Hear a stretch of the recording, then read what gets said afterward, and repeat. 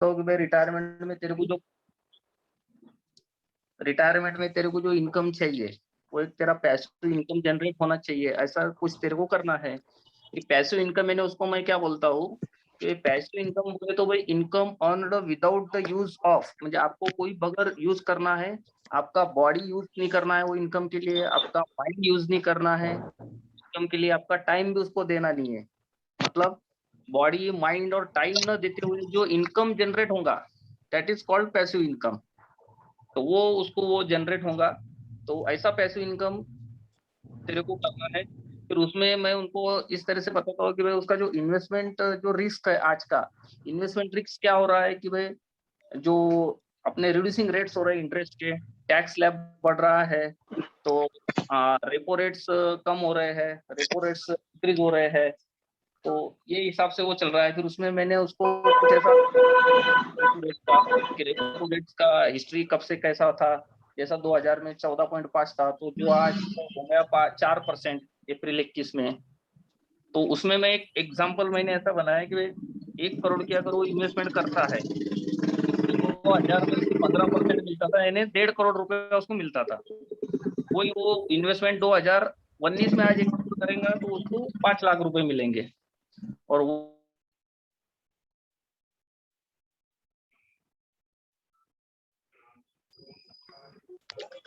सुनील भैया म्यूट हो गए आप।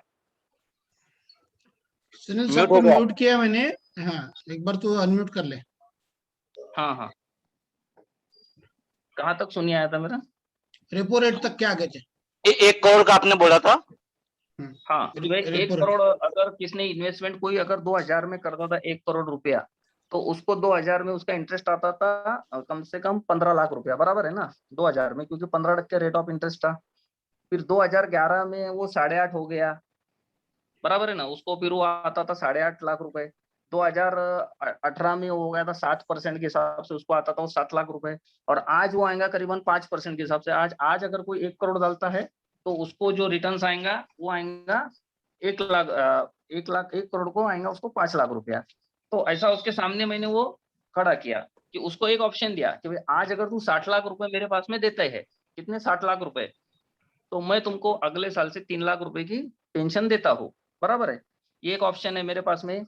या फिर एक दूसरा एक ऑप्शन हमारे पास में सर ऐसा है कि अगर तुम्हें 3 लाख रुपया पेंशन चाहिए साल की, आज के 15 साल के बाद में, तो कितना 1% ब्याज रहेगा ना उस समय, तो कितना रुपया उसको इन्वेस्ट करना पड़ेगा?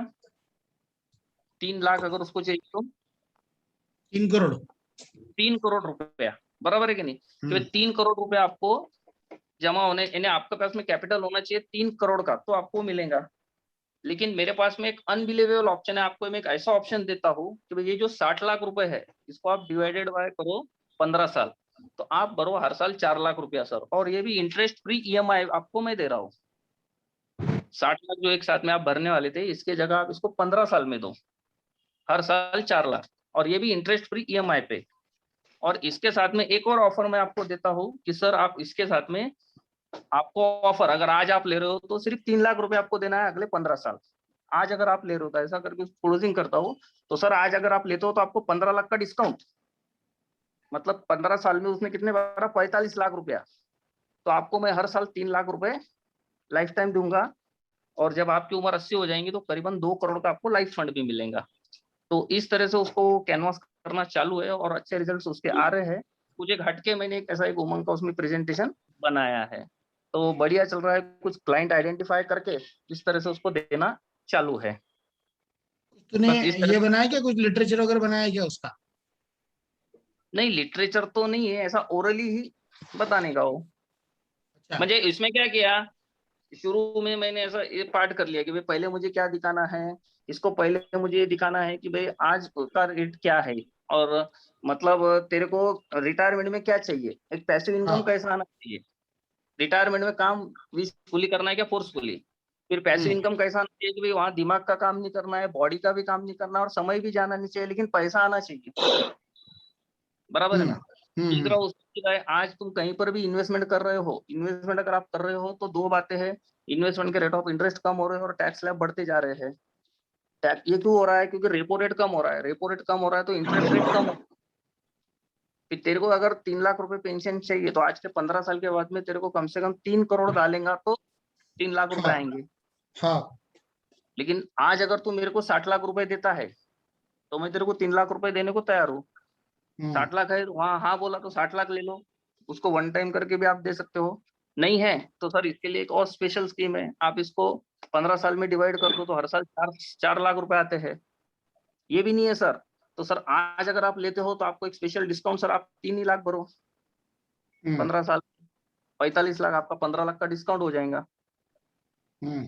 और आपको लाइफ टाइम, और 80वें साल में आपको मैं करीबन 1 करोड़ 1.5 करोड़ का आसपास, 1.5-2 करोड़ के आसपास लाइफ फंड भी दूंगा। अच्छा हाँ बढ़िया है, बढ़िया, मस्त, बहुत इस बढ़िया। तरह से चाहते हो देना, बहुत ही बढ़िया और है। इतना कुछ आप बताएंगे ना तो उसमें वो कम होता है, वो फिर वो प्लान में घुस जाता है। लेकिन ये अपन जब बोलते हैं ना उसको ओरली कागज पे, ये कागज पे उसको मांड के देता हूँ मैं ये सब, तो वो फिर उसको जरा ये लगता है। अच्छा कोशिश कर रहा हूँ इसकी एक पीपीटी बनाने की, अभी तो हुई नहीं है, लेकिन मेरे बच्चे के हेल्प से एक पीपीटी बनाऊंगा मैं इसकी, तब शेयर कर दूंगा मैं। हाँ हाँ हाँ, वही बोल रहा मैं, ये कुछ अगर तू हम्म, बनाएगा तो ग्रुप में शेयर करना तूने, तो हाँ सबको हाँ, बेनिफिट हो जाएगा फिर वो। यस यस ठीक है ना, चलो बहुत ही यस। बढ़िया है। आज महेश जी बजाज भी आए हुए हैं बहुत दिनों बाद में, और हमारे जयप्रकाश जी पुरस्कारी सर गुम गए थे, वो आज फिर से आ गए हैं बड़े असर के बाद में, तो वेलकम है जयप्रकाश जी का भी। हम्म और हाँ, शेयरिंग के लिए बाद में मैं बोलूंगा साबड़े जी आहेत का? साबड़े जी साबड़े जी आवाज आ रहा है क्या? हाँ बिल्कुल बढ़िया आवाज आ रही। हाँ हाँ बोलिए बोलिए। तंदुरुस्त। और बाहर बाहर बैठा हूँ लाइन के हाँ यहाँ। कहीं पे भी बैठो, सिर्फ बोलो। तो सो बाहर क्या मैं बाहर दामनगांव से बाहर में रविंद्र बैठो, साबड़े। बाहर बैठो, कहीं पे भी बैठो। दामनगांव से रविंद्र साबड़े। हाँ पिछले इसमें मैंने 2 पॉलिसी कंप्लीट किया और 10 लोगों को मैंने मीटिंग हो गई, आज भी मेरी 2 मीटिंग हो गई और दोनों मीटिंग मेरी सक्सेसफुल हो गई। और साथ में आनंदा का भी 2 प्रपोजल हो गए मेरे इसमें, तो दोनों इसमें एक कंप्लीट होने का, एक को नंबरिंग मिला, एक को कंप्लीट होने का है। तो उसमें अपडेशन भी देना है आपको कि अभी पहले मैंने जब लास्ट समय में मीटिंग लिया था तो उस समय में आनंदा याप और साइट 2 अलग अलग जगह है। तो इसमें अभी आनंदा याप में करते हैं तो उसमें अभी ईनाज का ऑप्शन आ गया, लेकिन बीओसी अटैचमेंट का ऑप्शन चला गया, बीओसी अटैचमेंट नहीं कर सकते, और साइट से भी बीओसी अटैचमेंट का ऑप्शन चला गया। ये 2 अपडेट है। Thank you. अच्छा, तो अभी बीओसी फाड़ के नहीं साबड़े होगा जी, फिर? नहीं, वापस से बोलना साबड़े जी, नहीं समझ साबड़े में जी, आया। एक वापस से बार बोलना, रिपीट करो, सुने नहीं आया बराबर, वापस से रिपीट करो आप। रिपीट ओके, करना आप। अभी इसमें अपडेशन आ गया।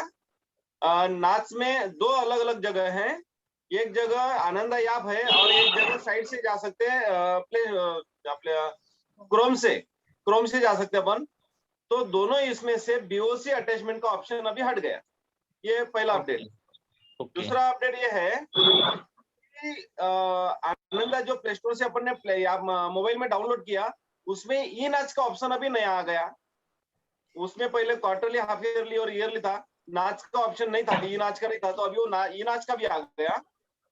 और तीसरी एक बात,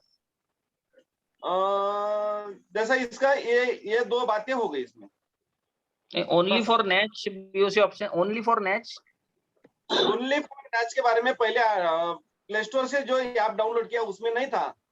जब नहीं अपने नहीं, अगर मुझे क्वार्टरली कोई पॉलिसी करना है तो उसकी तो बीओसी कर सकता हूँ ना। नहीं, आनंदा में नहीं कर सकते। आनंदा में अभी फिलहाल लेटेस्ट है, वो आएंगे वो, लेकिन फिलहाल के समय में उसका आपको ऑनलाइन ही पेमेंट करना है। अभी मैंने जो कंप्लीशन किया तो उसका वो हमने ऑनलाइन करना पड़ा, मैंने बीओसी किया था तो मुझे ऑनलाइन पेमेंट करना पड़ा। ओहो, बीओसी अटैचमेंट का ऑप्शन हट गया, हाँ, बीओसी अटैचमेंट का ऑप्शन उसमें से हट गया, लेकिन वो आएगा फिलहाल मतलब कोई भी मोड के लिए। कोई भी मोड के लिए। Yes. Okay okay okay okay. यानी नहीं, बीओसी का आपको भी ऑनलाइन ही जाना है, ऑनलाइन पेमेंट करना है आपको।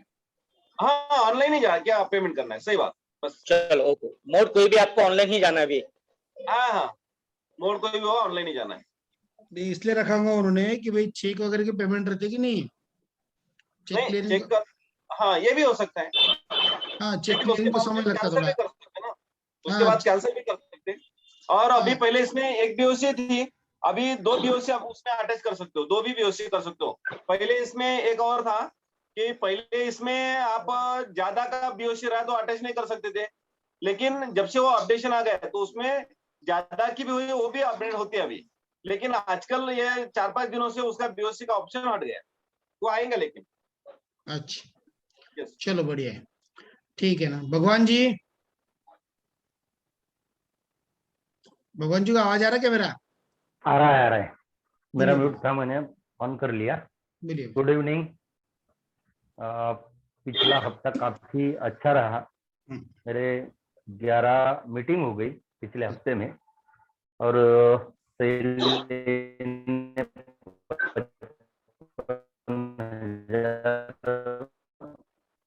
भगवान जी आपका वीडियो बंद करके बात करो, आपकी आवाज नहीं आ रही बराबर। भगवान भाई आपका वीडियो बंद कर दो और बात करो, नेट वगैरह नहीं है शायद आवाज आपके आ रही है इसमें। ना? आवाज ब्रेक होके आ रही है आपकी। हाँ, हेलो, आ रहा है अभी आ आवाज? रही, अभी आवाज क्लियर है ब्रेक आवाज, होते तुमचा, बोला। अभी क्लियर है। बोला। हेलो, आ रही है हाँ, आवाज? बोला बोला। हाँ, पिछले हफ्ते में हम्म, काफी अच्छा रहा। 55,000 प्रीमियम आ गया, क्लोज भी हो गया। और दूसरी बात, मेरा CLI का भी काम है, तो 4 एजेंट भी रिक्रूटमेंट हो गए पिछले हफ्ते में। अच्छा, तो ये पिछला हफ्ता रहा मेरा। बढ़िया, बहुत अच्छा। MDRT का क्या है अभी? MDRT का अभी यानी दूसरी एजेंसी में डाल रहा था, अब तो अभी ये एजेंसी में हो जाएगा मेरा। अक्टूबर तक MDRT कंप्लीट हो जाएगा, 30 अच्छा तारीख तक। अच्छा अच्छा, हाँ, चलो बढ़िया। चलो मयूर, आपका शेयरिंग बताओ। मेरे पिछले महीने में पिछले हफ्ते में 5 कॉल हुए और एक कॉल क्लोज हुआ 1,20,000 का मेरा, अच्छा कॉम्बिनेशन के साथ में। और अच्छा अभी जो कॉल हुए हैं, सबसे जो बात चालू है, मुझे ऐसा लग रहा है 25 सितंबर तक के मेरा पहला MDRT कंप्लीट हो जाएगा। अच्छा, चलो बहुत ही बढ़िया। Mahesh, hello hello. बोलो महेश जी, बोला बोला। कंफर्टेबल है? तबीयत वगैरह अच्छी है अभी? तबीयत अभी पहले से ठीक है अभी, लेकिन 4-5 दिन थोड़ी तबीयत खराब थी, बुखार हो गया था, फीवर हो गया था, हाँ, जुकाम बुखार हो गया था। अभी ठीक है, आज रिलैक्स है आज। अच्छा हाँ। बढ़िया। मेरा अभी मैंने पर्सनली मीटिंग नहीं कर पाया, लेकिन कॉलिंग चालू था मेरा। अच्छा, तो हाँ, मैंने लास्ट वीक में समझ लो 6 कॉल्स किए मैंने, हम्म और एक एक पॉलिसी भी सेल हो गई। उसका हम्म, उसका नंबरिंग भी करा लिया, स्टाफ क्या से मंगा लिया, डॉक्यूमेंट्स वगैरह। मेरी पहले बात हो चुकी, साइन भी यानी पहले पहले ले चुका था मैंने 8-10 दिन पहले। हम्म, और फिर हाँ, और प्रीमियम मंगा के उसका पॉलिसी भी कंप्लीट किया।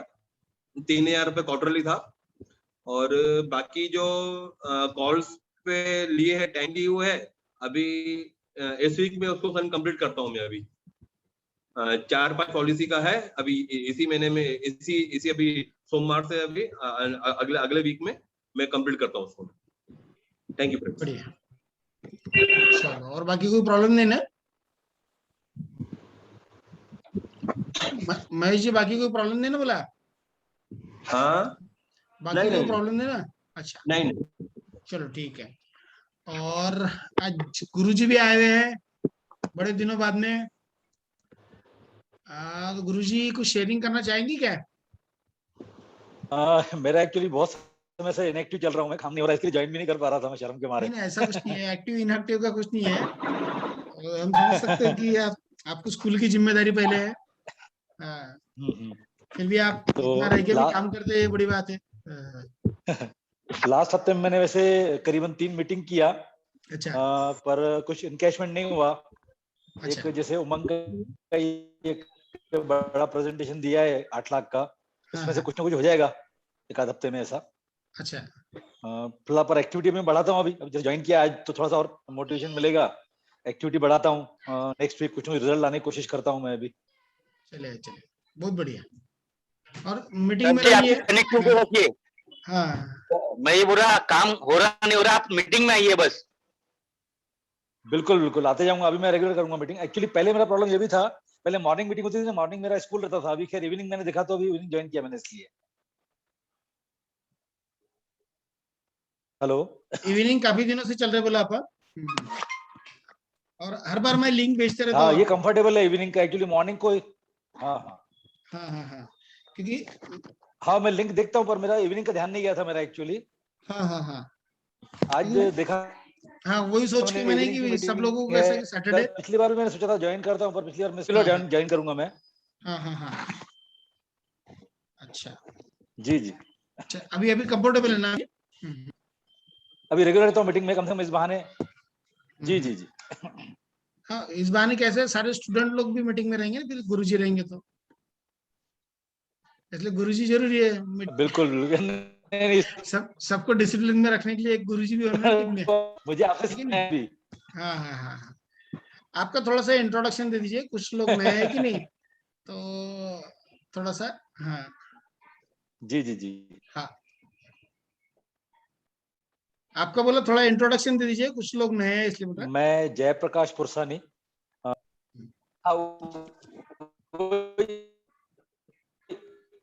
हाँ वही वही दे रहा हूँ, स्कूल में प्रिंसिपल हूँ। पिछले 30 साल से मेरी एजेंसी है।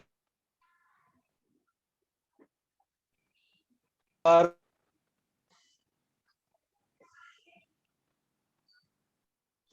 गुरुजी थोड़ा आवाज ब्रेक हो रहा, वीडियो इधर बंद कर बैठे क्या? दीजिए, हाँ वीडियो बंद कर दीजिए। 50 पॉलिसी कंप्लीट। हाँ, थोड़ा सा आवाज ब्रेक हो रहा आपका। आप वीडियो बंद करके शेयरिंग कीजिए। दिस फाइनेंशियल ईयर शतक वीर के लिए कोशिश करनी है, और ये 22 नवंबर तक करना है। लगभग अभी रिन्यू आधा एमडीआरटी हो जाएगा मेरा। 50% हो जाएगा क्या? बहुत बढ़िया, ठीक है ठीक है, चलिए करना थैंक यू। है अभी। चलिए चलिए, और किसका शेयरिंग रह गया अभी? वेलकम। मुलचंद जी है क्या? मुलचंद जी, हाँ जी, हाँ आइए मुलचंद जी सामने। हाँ जी, सामने ही है। हाँ हाँ, लास्ट वीक भी मेरा शेयरिंग नहीं हो पाया था। हाँ बोलिए। हाँ, तो ये वीक मेरा बहुत अच्छा गया, 6 मीटिंग हुई मेरी ये हफ्ते में। अच्छा, और एक अच्छा रिजल्ट ये आया कि सिंगल प्रीमियम मुझे ये हफ्ते में मिला 10 लाख का। अरे वाह वाह, बढ़िया बढ़िया बढ़िया। हाँ, नंबरिंग भी हो गया हाँ चालू वीक में। और करीब करीब एक 15 लाख का मेरा सिंगल शायद और आ सकता है। और एक मीटिंग मेरी पावरफुल हुई है ये वीक में, शायद अच्छा वो आने वाले 15 दिन में वो भी मुझे मिल सकता है। यानी ये 6 अच्छा मीटिंग में से मेरे 2 मीटिंग सक्सेस गए, बाकी 4 मीटिंग मेरे आगे, अभी उसमें से भी रिजल्ट आएगा अच्छा 15 दिन में। तो छोटे छोटे चलिए, प्रीमियम है, लेकिन लास्ट वीक मेरा पावरफुल गया। बढ़िया बढ़िया बढ़िया। Thank you. मेरी भी लास्ट वीक में 3 क्लोजिंग हुए हैं। एक जगह पे जैसे वो सुकन्या और अपना लक्ष्य मतलब कन्यादान, इसमें वो कंपैरिजन कर रहा था। फिर उसको मैंने बताया कि भाई दोनों में बेनिफिट क्या है भाई। ठीक है, बोले मेरे को कुछ ना कुछ तो करना ही था, बोले अपन बोलिए बराबर मिल जाएंगे ना, बोले पैसे मैंने मिलेंगे नहीं, फिर LIC है क्यों नहीं मिलेंगे। उसको जज गया तो उसमें एक 45,000 रुपये उसने दिए, और 2 रेगुलर इसमें आए। तो ऐसे 3 पॉलिसी लास्ट वीक में मेरे क्लोज हुए मेरे। ठीक है, और हमारे नितिन भैया है, नितिन भाई है क्या? सुरेंद्र जी आपने, हाँ नितिन जी, सुरेंद्र भैया, हाँ बोलिए तो ना। आपने जो प्रीमियम लाया, आपने टोटल प्रीमियम कितना लाया और कैसे लाया, क्या बोल के लाया, थोड़ा बताइए ना। एक तो कन्यादान और जीवन लक्ष्य है कि नहीं, उसमें कंपैरिजन किया मैंने। जैसे वो पोस्ट ऑफिस कैसे की योजना है ना, कैसे कैसे सुकन्या, कंपैरिजन कर, हाँ कैसे समझाया थोड़ा बताइए। सुकन्या योजना है ना पोस्ट ऑफिस की, हाँ हाँ हाँ, और अपना जीवन लक्ष्य है ना, कन्यादान करके सेल कर सकते हैं अपन उसको। जी जी हाँ, हाँ, लक्ष्य मतलब अगर फादर की डेथ हो गई तो उसको हर साल पैसे मिलते रहेंगे, और लास्ट में एज इट इज पैसे मिलेंगे, तो वो एक चीज। और दूसरा जैसे बराबर। अगर वो इसमें करता है, समझो सेम चीज अगर पोस्ट ऑफिस में करता है और फादर की अगर डेथ हो हाँ गई तो उसको सिर्फ उतने ही पैसे मिलेंगे। जितने पैसे उसने बराबर भरे है। वो दोनों चीजें उसको मैंने कंपेयर करके बताया, तो उसको जज बराबर। गया वो, तो ठीक है बोले हम्म। कर लो, बोले कुछ ना कुछ तो करना ही था बोले बेटी के लिए। और दूसरा एक है कि वो पोस्ट ऑफिस में इंक्वायरी करके तो आया था, लेकिन पोस्ट ऑफिस में बराबर है। कैसा है कोई पीछे लग के उसको करवाएंगे नहीं कि नहीं। नहीं नहीं तो मैंने बोला ये भी है कि तेरे को कैसा है कि दुकानदार आदमी है तू, जब तक तेरे को कोई पीछे लगेंगे नहीं तो पैसे हाँ देंगे नहीं। बोला हाँ ठीक है बोले, ये तो मेरा प्रॉब्लम है ही हम्म। बोले, ठीक है बोले, तो कर लिए फिर ऐसा। बराबर है। जी जी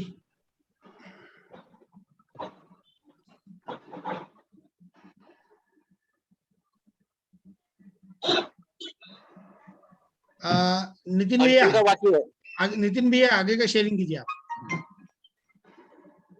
मेरा लास्ट वीक में मैंने करीब करीब 6 से 7 लोगों को कॉल किया। मैंने जो पीछे बोला था कि मैं उमंग के ऊपर फोकस कर रहा पूरा, और मैंने वो जो प्रेजेंटेशन बनाया था वो पूरा प्रेजेंटेशन देना मेरा चालू है। और अभी करीब करीब मैंने ये हफ्ते में 22 फाइल बना के रखा है। फाइल बना के रखी पूरी, तो कैसा है कि उसके पास में जाना है। जब तक अपन फाइल नहीं बनाते, उसका डिटेल्स नहीं लेते, तो बड़ा प्रेजेंटेशन देने नहीं जाता। बाकी फिर चलते फिरते मैंने 2-3 छोटे छोटे बच्चों की पॉलिसी समझाई है, जिसका करीब करीब 1-1.25 लाख रुपए प्रीमियम आ जाएगा 3 पॉलिसी मिला के। बहुत बढ़िया नितिन भैया। थोड़ा सा इसका डिटेल बताओ ना, थोड़ा सा आप कैसा कर रहे थे, सबको शेयरिंग में थोड़ा फायदा होगा। वो तो तू नहीं बोले ना, जब टीओटी होगा तभी देना बोले तेरा फार्मूला। तेरे को तो दिया था मैंने। नहीं मेरे को तो दिया तूने फॉर्मूला, लेकिन हाँ सबको फायदा होना चाहिए ना। हाँ अरे क्या हमारे से ही सुनते क्या, सिर्फ बताया करो। नहीं वो सुनील भाई सही बोले। हाँ सही बोले, बोला सुनील भाई ने। हाँ। नहीं, कैसा रहता है कि सुनील की स्ट्रेटेजी बहुत अच्छी है, नहीं है ऐसी बात नहीं। मैंने सुना, वो मैं एक्चुअल गाड़ी ड्राइव कर रहा था, अभी आया तो अच्छा लगा मेरे को। वही स्ट्रेटेजी में मैंने उसको जो है वो डॉक्यूमेंटली बनाया बोले तो चलता। मैंने पूरा वो लिख के रखा हुआ है कि भाई अपन लोग 4 जगह पे इन्वेस्टमेंट करते, प्रॉपर्टी है, बैंक है, उसके बाद में तीसरा ऑप्शन है शेयर मार्केट, और चौथा है सोना। तो भी प्रॉपर्टी सबसे बेस्ट रिटर्न देती, नो डाउट।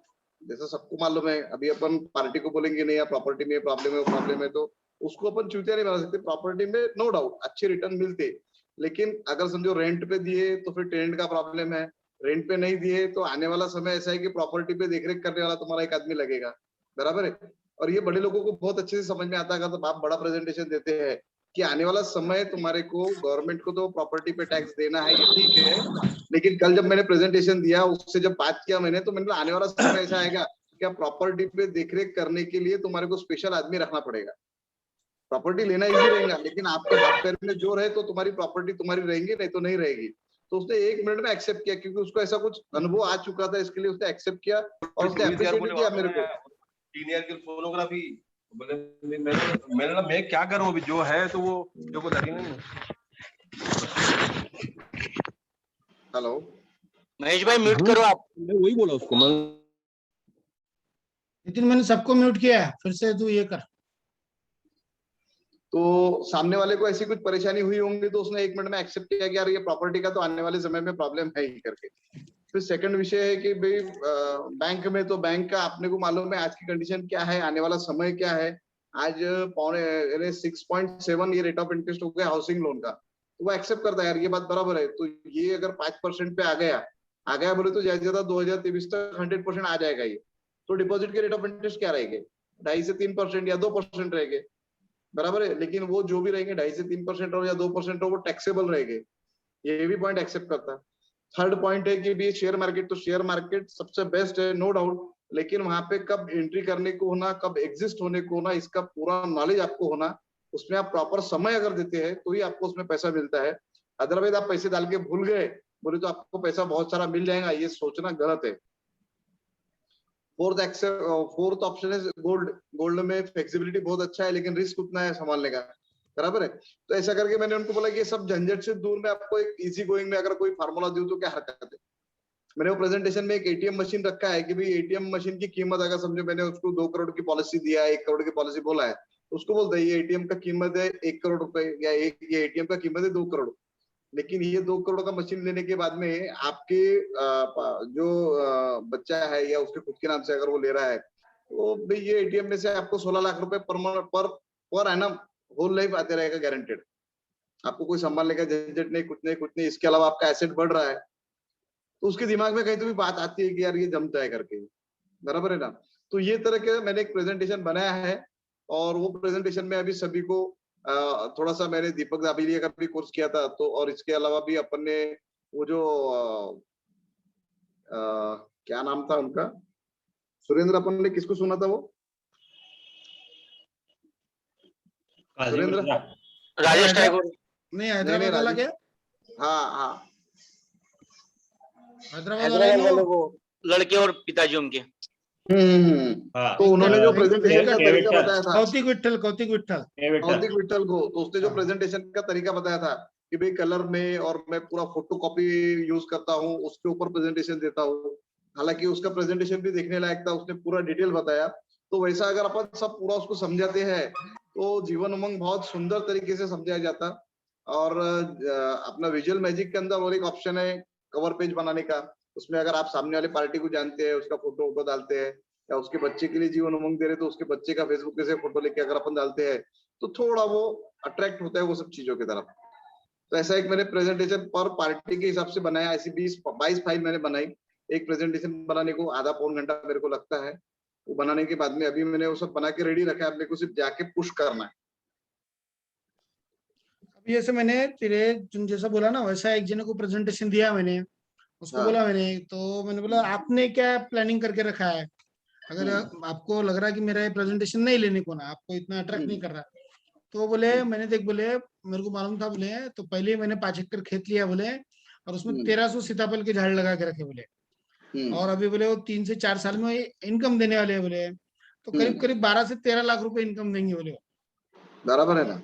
हाँ, तो वो 12 से 13 लाख रुपए इनकम देंगे बोले, और सीताफल के झाड़ से बोले कंटिन्यूस इनकम देते रहते बोले। तेरा प्लान में इतना इनकम थोड़ी मिलेगा वहाँ। नहीं, बराबर है ना। देखो वो बिजनेस हो गया, एक बात समझ ले, अपन बात कर रहे हैं पैसिव इनकम की। कोई भी सेविंग की कंपैरिजन बिजनेस से नहीं होती, सबसे पहला विषय। दूसरी बात कैसा है कि उसमें इनकम नो डाउट बहुत ज्यादा मिलेगा, बराबर है, लेकिन उसमें रिस्क भी उतना है। हर साल तुम्हारे को सीताफल का क्रॉप आएगा इसकी गारंटी नहीं है। लास्ट ईयर लोगों का सबसे ज्यादा फल फ्रूट का क्रॉप आया, लेकिन लॉकडाउन की वजह से कहीं बेच नहीं पाए। अपने को बहुत अच्छे अच्छे फ्रूट खाने को मिले अपने एरिया में, बहुत सस्ते दामों में मिले। जो फ्रूट देखने को नहीं मिलता था वो तक अपने को खाने को मिला पिछले साल। क्यों? क्योंकि लॉकडाउन की वजह से जाके बेच नहीं पाए वो लोग। बहुत सारे किसान लंबे हुए पिछले साल, क्रॉप अच्छा आने के बावजूद तकलीफ हुई है। तो ये एग्जाम्पल अपने पास में लगेगा ना कि क्या प्रॉब्लम है करके। कभी बारिश ज्यादा आ जाती, कभी कोई कीटाणु आ जाता, कभी कोई प्रॉब्लम आता, ये तो सब चीजें। अच्छा, उसके बावजूद भी अगर उसको क्रॉप आ रहा है तो वो बिजनेस है, वो सेविंग नहीं है। हम लोग पैसिव इनकम की बात कर रहे हैं, वहां पे मेरे को प्रेजेंट नहीं रहना है। कोई भी बिजनेस से अगर कोई भी सेविंग की कंपैरिजन करेंगे तो अपन पीछे ही हटेंगे। उसमें उसका मेहनत लग रहा, उसका दिमाग लग रहा। सीताफल का ऑटोमेटिक आ जा रहा है ऐसा नहीं है, उसमें भी टाइम टू टाइम फवारनी करना पड़ता, उसको विटामिन, प्रोटीन, सब खाद, औषधि, ये सब चीजें देना पड़ती, तब जाके वो तुम्हारे को पिक देने वाला है। उसको बिजनेस बोलते। कोई भी बिजनेस में नो डाउट पैसा तो बहुत अच्छा मिलेगा ना। जो भी बिजनेस में अपन कोई भी बिजनेस से कंपैरिजन सेविंग का कभी नहीं कर सकते। अपन सेविंग का सेविंग से कंपेरिज करो, बराबर है कि नहीं? गधे घोड़े की कंपैरिजन नहीं हो सकती ना। सही बात है। तो ये विषय अपने को उसको समझाना पड़ेगा कि मैं पैसिव इनकम की बात कर रहा हूँ, उससे अपन बात करते। भाई ये बिजनेस तू है तब तक बहुत अच्छे से संभालेगा, नो डाउट, लेकिन कभी अगर कोई प्रॉब्लम। हाँ नहीं, बराबर पैसिव इनकम की डेफिनेशन उसको समझा दे बस। वो मैंने बोला उसको कि सही बात है, आपका प्लानिंग भी बहुत अच्छा है, कोई मेरे को कोई डाउट नहीं है उस पर, लेकिन 0.001% बोला कहीं ना कहीं बोला चांसेस है ना, बोला कि अपना प्लानिंग फेल हो सकता है। अगर 0.001% में भी बोला अगर चांसेस है तो अपने इतने बड़े घर में भी अपन बोला मालूम है अभी लाइन जाती नहीं, ये नहीं जाती, फिर भी इन्वर्टर ला के रखते, बोला कि 2-4 घंटे भी लाइन गई तो कम से कम ये इन्वर्टर अंधेरे में रखेंगे नहीं। तो मैंने बोला एक इन्वर्टर के जैसा एक बैकअप प्लान करके मेरा रिटायरमेंट प्लान लेके रखते, बोला। तो उसको कहीं तो भी थोड़ा सा जचा कि मैंने बोला बहुत ज्यादा नहीं बोल रहा, बोला मैंने एकदम छोटा सा बोल रहा, इतना बड़ा बोला टाइटैनिक भी बना था बोला डूबेगा नहीं करके, लेकिन साला जाके डूब गया बोला, सबको ये हो गया बोला। 100% बराबर है ना। 100% बराबर है, तुझे सिंपल बोला ना, हाँ हाँ बराबर है ना, ऐसे ही था ना, वही बोलना था कि Yes, उसको। 100% बराबर है। तो हाँ। अपने को पहले उसको एक ही चीज समझाना है, पहले उसको पैसिव इनकम क्या रहता है ये चीज जब समझाएगा तो वो कंपैरिजन उसके बिजनेस से कभी नहीं करेगा। ऐसा तो हर अच्छा। बिजनेसमैन बोलेगा मेरे बिजनेस में पैसा डालो तो भाई इससे कई गुना ज्यादा कमाता, नो डाउट कमाता ही हाँ। है, ये रियलिटी है, इसको हाँ, कोई ठुकरा हाँ। नहीं सकता। प्रॉपर्टी में जितना नहीं पैसा मिलता उससे ज्यादा पैसा उसको बिजनेस में मिलेगा, हाँ हाँ 101% है ना, क्योंकि उसमें उसका स्किल है, उसका हाँ। डेयरिंग है, उसकी मेहनत है, तो पैसा ज्यादा मिलना ही है, बराबर है कि नहीं। अपन यहाँ पे कंपैरिजन कैसे कर रहे हैं, सेविंग का सेविंग से कंपेयर कर रहे हैं। अच्छा। पैसिव इनकम में अपने खुद को एक्टिव रहने की जरूरत नहीं है, उसको बोलते हैं पैसिव इनकम। मैं नहीं भी हूं तो मेरा इनकम जनरेट हो रहा, उसको बोलते हैं पैसिव इनकम। भाई 1300 नहीं 2300 झाड़ लगा रहा तो अपने, सॉरी 1300 नहीं 13,000 झाड़ लगा, 13 लाख झाड़ लगा, लेकिन तेरा एक बैकअप प्लान रहने दे। तो तूने बोला कि इन्वर्टर, बहुत अच्छा उदाहरण बोला उसको कि भाई बैकअप प्लान रहने दे। कल अगर समझो पूरे झाड़ अगर कोई कारण से गिर गए, बराबर है ना, तो मेरे पास में मेरी दाल रोटी की व्यवस्था होना, वहां पे मेरे को पैदल होने का काम नहीं होना। जितना वही आदमी वही बोला business मैंने करता उसको, है, उतना तेरा प्लान तो इतना अच्छा है, बोला लाख रुपए महीने के आएंगे, बोला तेरे को कुछ करने की जरूरत ही नहीं, बोला लेकिन कैसा आएगी, अनहोनी कभी भी हो जाती, बोला तो अगर कुछ हो गई तो कम से कम दाल रोटी तेरे को मिलती रहेंगी, बोला। अच्छा कोई भी फ्रूट की जो है लाइफ ज्यादा से ज्यादा 1 महीना, 1 महीने के ऊपर नहीं है। सीताफल रहो, तरबूज रहो, जाम रहो, कुछ भी रहो, महीना बहुत बोल दिया मैंने, वो भी कोल्ड स्टोरेज में वगैरह उसने रखा तो, अदरवाइज 15 दिन के अंदर विषय क्लोज हो जाता उसका। जब बाहर आता ना, बाहर आने के बाद में, तोड़ने के बाद में, कोई भी फ्रूट रहो 15 दिन के बाद में वो तुम्हारा कंज्यूम करने लायक नहीं रहता। हाँ, तुमने उसका पल्प निकाल के कुछ प्रोसेस करके रखे तो बात अलग है, उतना वो उसके पास में अगर है सब कुछ तो बात अलग है, अदरवाइज नहीं है कुछ भी, एक ही टाइम में आते सबके सब लोग। अरे वाह, बढ़िया इन्फॉर्मेशन है तेरे को तो सीताफल के बारे में। तो चलो उसके बहुत लिए बढ़िया। जाके बैठना पड़ता लोगों से, अक्ल लोगों से लेना पड़ती, तो घर में बैठे अक्ल ले रहा चलो बढ़िया बढ़िया बढ़िया बढ़िया, मेरे को अब आगे का नहीं नितिन मालूम भैया, था मेरे को। नितिन भैया, हाँ, बोलना भाई। मैं बोल रहा ये बाहर जो आता है इसका एक ही बार आता है ना 12 महीने में सीताफल मेरे का? ख्याल से शायद 2 बार आता। अब वो कैसा, वो कौन सी प्रजाति और उतना डीप में अपने को जाने की नहीं जरूरत नहीं नहीं। उसका डिप में जाने, अपन कंसेप्ट पे बात करो, बात खत्म एक करो। बात समझ ले मयूर, किसी के भी बिजनेस में अपन डीप में जाएंगे ना तो वो अपने को पुर के उड़ेगा, ये बात को समझ, हाँ उसमें घुसने का सही मतलब बात है, नहीं है। क्योंकि उसमें वो घुसने का बिजनेस कर मतलब रहा नहीं। तो वो अपने से ज्यादा एक्सपर्ट है। हाँ हाँ हाँ बराबर, कोई सही अगर बात। मेरे को LIC के बारे में सिखाएगा तो वो कभी भी मेरे से जीत नहीं सकता, इतना मेरे को नहीं मालूम है, बराबर है। उधर तो वैसा कोई भी, ये सीताफल की बात छोड़ दे, कोई भी बिजनेस वाला है तो अपन वहां पे उसको एक अप्रिशिएट करके बाजू में हट जाओ, क्योंकि उसके ठीक बिजनेस है, के बारे में अपन इतना नॉलेज थोड़ी जुटा सकते। नहीं नहीं बराबर। उधर घुसने का काम नहीं। अच्छा किसी का शेयरिंग बचा है अभी? अंशुल का बचा है।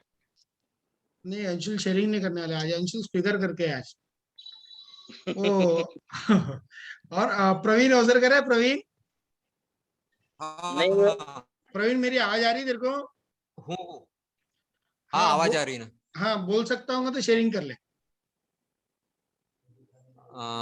लास्ट वीक में अप्रोक्सिम 9 कॉल हो गए, उसमें से 2 क्लोज हो गए। अच्छा हाँ और प्रीमियम एक का है 3000 पर मंथ। अच्छा और दूसरा है 2400 पर मंथ। अच्छा से चलो 2 ठीक हो है, गए। ठीक है चलो बहुत बढ़िया है। मुझे लगता है करीब करीब सभी लोगों का शेयरिंग हो चुका है, कोई बचा है शेयरिंग के लिए? सुरेंद्र जी, हाँ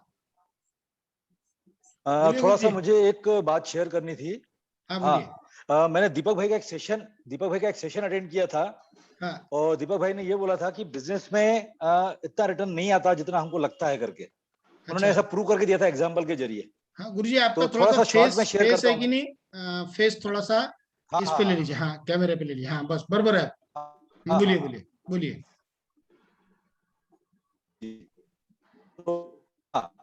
तो दीपक भाई ने प्रूव, अपन लेते कोई भी एग्जांपल जो हाँ। समझो बिजनेस आपको कोई शॉप कोई बिजनेस आपके माइंड में रखी है, मैं आपसे क्वेश्चन आप बताते जाइए मुझे। हेलो गुरुजी हाँ शेयरिंग थोड़ा शॉर्ट में लेना क्योंकि अपने को आज सर को सुनने का है। हाँ हेलो आपका आवाज कट रहा है। शॉर्ट। अच्छा हाँ हाँ अपन ने बुल्डाना से लीडिंग डेवलपमेंट ऑफिसर सर को बुलाया है। हाँ बराबर। शॉर्ट में लेता हूँ मैं। हाँ बोलिए। हाँ अभी देख आपका आवाज ब्रेक हो रहा बार बार। एक तो आप वीडियो बंद करके बात मैं बोलता हूँ आपको, मैं समझो जैसे कोई भी अपन शॉप, हाँ गुरुजी आपका वीडियो बंद कर दीजिए, फिर बात कीजिए। करता हूँ मैं। हाँ गुड, हाँ हाँ, अब आ रही है आवाज मेरी? हाँ हाँ, क्लियर है, क्लियर है। अच्छा, देखो जैसे समझो कोई शॉप है, मान लो शॉप का जो ये है कीमत है 1 करोड़ का है, बराबर है? बराबर। शॉप की कीमत 1 करोड़, उसके बाद में उसमें कुछ फर्नीचर लगा रहता है करीबन 25-50 लाख का, बराबर है? तो हो गया उसका इन्वेस्टमेंट 1.5 करोड़, और उसके बाद में उसमें 1 करोड़ का स्टॉक रहता है जनरली, बराबर है? तो ऐसे 2.5 करोड़ का उसका इन्वेस्टमेंट है, बराबर है? अभी 2.5 करोड़ का इंटरेस्ट आप बैंक रेट से कितना पकड़ेंगे आप? बैंक रेट से अंदाजा ऐसे मोटा करीब 5% भी है आज का। 5%। नहीं, बैंक का इंटरेस्ट तो करीबन जो लोन देती है बैंक, ओडी लेती है, तो अप्रोक्सीमेटली 10% लेती है वो। हाँ हाँ, 10 से 11%। हाँ, 10 से 11%। अभी देखो 2.5 करोड़ पे 10 से 11% कितना आता है? करीबन 25 लाख रुपए साल के। ऐसा पकड़, साल के 25 लाख, 25 लाख रुपए साल का है ना? हाँ, 25 लाख साल का आएगा, बराबर है कि नहीं? जबकि उसकी सामने वाली की जो इनकम रहती है, वो इनकम हार्डली 25 लाख रहती है उसमें। यानी 1 करोड़ की अगर दुकान रही ना, तो 2 लाख रुपए महीना कमाता नहीं है दुकानदार, बराबर है कि नहीं? क्या बाकी का कैलकुलेशन देखती नहीं है अपन, नेट इनकम पकड़ते नहीं है, मतलब उसके शॉप का वैल्यू, उसके स्टॉक का वैल्यू, उसके फर्नीचर का वैल्यू, ये सारी वैल्यू पकड़ते नहीं है। जो पैसा लगाया सिर्फ उसका इन्वेस्टमेंट का वैल्यू पकड़ते हैं। घाटे में जा रही कंपनी। ओवरऑल पूरा इन्वेस्टमेंट देखा जाए, शॉप का, फर्नीचर का, बाकी सब चीज, स्टॉक अगर का, तो जितना इंटरेस्ट है उतना भी निकलता नहीं है उसका। तो इस वजह से अगर उसको बताया तो उसको प्रूव हो जाता है कि एक्चुअली उसमें से उतना इनकम रहता नहीं जितना उसको लगता है करके। आप ऐसा घूमेंगे ना तो विजिलैंड सिटीलैंड की दुकानें बंद करवा देंगे आप सब। इसलिए शॉर्ट में मैंने ये चीज बताई, दीपक भाई ने पूरा प्रूव करके। हाँ हाँ, तो वहीं तो करोड़ों का इन्वेस्टमेंट है, पर उतनी इनकम उनको रहती नहीं एक्चुअली। सही बात है। हाँ, तो ये चीज बोल। हाँ हाँ हाँ, बहुत बहुत धन्यवाद गुरुजी क्लाइंट को। हाँ हाँ हाँ, बस ठीक है, मैं थोड़ा बोलना चाहता था। नहीं, बहुत बढ़िया बढ़िया, अच्छा बताया। लेकिन आप सिटीलैंड विजिलैंड में मत घूमना आपने। रिफ्रेश कर दिया आपने ये आइडिया को, भूल गए थे ये आइडिया हम। उधर के लोग दुकान बंद कर देंगे, आपके पास में पॉलिसी निकाल लेंगे सब लोग। नहीं, ऐसी बात नहीं। मतलब के साथ दीपक शेयर कर देता हूँ अभी। अच्छा किया, बहुत बढ़िया, बहुत रिफ्रेश हो गया हमारे को। हाँ हाँ, अभी लास्ट शेयरिंग के लिए मैं बोलूंगा अंशुल को अपना खुद का शेयरिंग करे, और बाद में सर का इंट्रोडक्शन करे, और बाद में फिर stages hand over to the sir. हमारे बीच में गावड़ी साहब है, बुल्ढाना से, लीडिंग डेवलपमेंट ऑफिसर है। तो इनका एक छोटा सा इंट्रोडक्शन देने के लिए मैं अंशुल को रिक्वेस्ट करूंगा। हेलो। हाँ बोलो अंशुल। हेलो। अंशुल, हाँ अंशुल तेरा पहले कैमरा एडजस्ट कर, तेरा पूरा फेस इस पे आना चाहिए।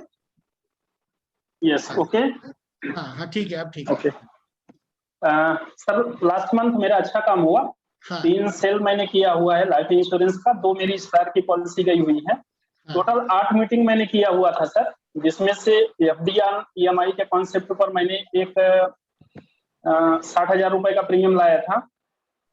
एक प्रीमियम सब्सिडी का प्लान मैंने बेचा था सर 821-25-20, जिसमें से 7,000 रुपए मंथली का प्रीमियम आया था। एक कन्यादान पॉलिसी मैंने बेचा था सर, जिसमें से 4,000 रुपए मंथली का प्रीमियम आया था। एक पॉलिसी मेरा दिया था सर मैंने एसआईपी में, एक डॉक्टर है उन्होंने खुद से होके बोला था, तो 40,000 रुपए ईयरली में एसआईपी मैंने दिया हूँ। हेलो। हाँ बोलिए, आवाज आ रहा है आपका, बोलिए। हाँ, कन्यादान के बारे में गुरुजी पूछ रहे थे सर, थोड़ा सा उसको डिफरेंट वे में मैं बात करता हूँ पार्टी से, वो जस्ट मैं बहुत कम समय के लिए शेयरिंग कर देता हूँ। कन्यादान में मैं ये बोलता हूँ, बिटिया के शादी के लिए जितने पैसे की बचत आप करोगे उतने पैसे एलआईसी फंडिंग करता है। Suppose that 2,000, 3,000, 4,000 as per your pocket budget जितना आप डालते हो उतना ही एलआईसी डालता है। ठीक है, 21 साल में पैसे बेटी की शादी के लिए दे दिए जाएंगे। हमारे घर में पैसों की तैयारी हो जाएगी। शादी हम 22 की उम्र में करें, 24 की उम्र में करें या 26 की उम्र में करें, लेकिन हमारे घर में पैसों की तैयारी 21 वर्ष में हो जाएगी। सेकंड पार्ट में ये बोलता हूँ सर, यदि बिटिया के माता पिता के जीवन के साथ कुछ हो गया तो आगे की सारी किस्तें माफ कर दी जाएगी। बिटिया के पालन पोषण के लिए 50-50 हजार रुपए या सम एश्योर्ड बेसिस पर कितना उससे बात करना है वो कैलकुलेशन ले लेता हूँ। 50-50 हजार रुपए प्रतिवर्ष दिए जाएंगे। कब तक दिए जाएंगे? जब तक बिटिया 21 वर्ष की नहीं हो जाएगी। 21 वर्ष की होने के बाद फिर से बेटी को उतने ही पैसे दिए जाएंगे जितना हमारे होते हुए माता पिता के होते हुए मिलने वाले थे। कन्यादान कॉन्सेप्ट में मैं ये बात करता हूँ सर। बढ़िया बढ़िया, एकदम मस्त। हाँ बढ़िया जी। जी 4 पॉलिसी वो मेरा हो गया था सर, 2 स्टार के हो गए थे। अच्छा काम हुआ सर। राजेश गौली सर का मैं स्वागत करता हूँ, नमन करता हूँ, वंदन करता हूँ, अभिनंदन करता हूँ। गुरुजन है हमारे, हम सबके गुरुजन हैं। शिक्षक दिवस आके गया इसी महीने, पावन पर्व गणेश उत्सव चल रहा है, बहुत अच्छा मौका है, बड़ा हर्षोल्लास का महीना चल रहा है। सर हमारे बीच से ही हैं, हमारे ही डेवलपमेंट ऑफिसर हैं, गुरुजन हैं सर। बुल्ढाना ब्रांच से हैं। यस 1992 में सर ने डेवलपमेंट ऑफिसर के रूप में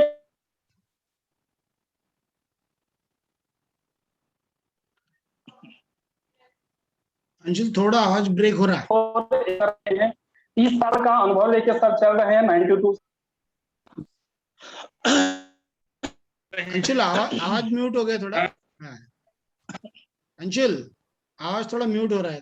हाँ हेलो। हाँ अब आ रहा फिर से आवाज। हाँ बोलिए। हेलो। हाँ बोलिए। सर के टीम में टोटल 54 एजेंट हैं। 54 एजेंट की टीम के साथ में सर काम करते हैं, जिसमें से 4 MDRT हैं, 1 COT हैं। नितिन तापड़िया जी हैं, COT एजेंट हैं, वो भी हमारे बीच में हैं। सर MM ग्रुप भी बुल्ढाना ब्रांच का चलाते हैं, जो हमारा IOE का कॉन्सेप्ट है उसमें भी सर लीड करते हैं, जिसमें से 15 लोग हैं सर। 15 लोगों में से 11 लोगों का MDRT हुआ है, 2 लोगों का COT हुआ है, 2 लोगों का MDRT इस साल हो जाएगा। ठीक है। अमरावती डिवीजन मैंने सुना हूं सर, अमरावती डिवीजन में बुल्ढाना ब्रांच नंबर 1 की ब्रांच है।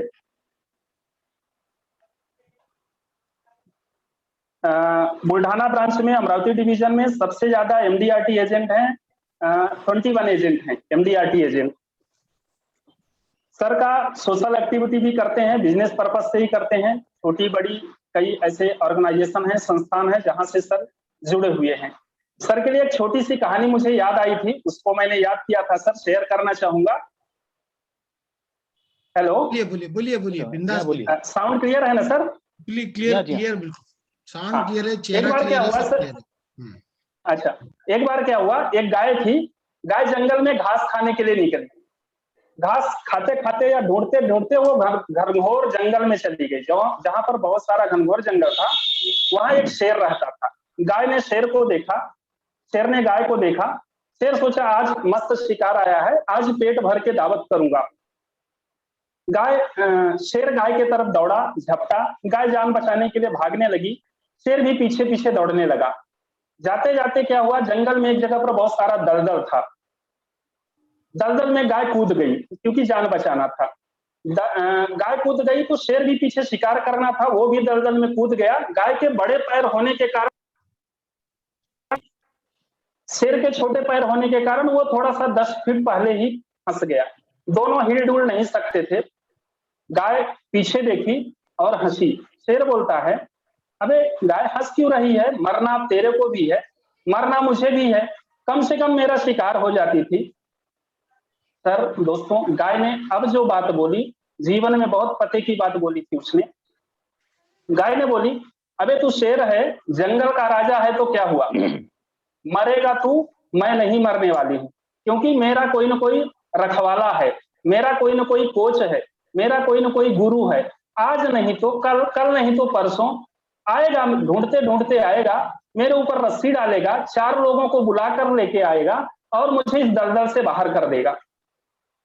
दोस्तों, कहानी इसलिए मुझे याद आई थी, या ये कहानी मैं शेयर भी करते रहता हूँ पार्टियों के साथ में भी।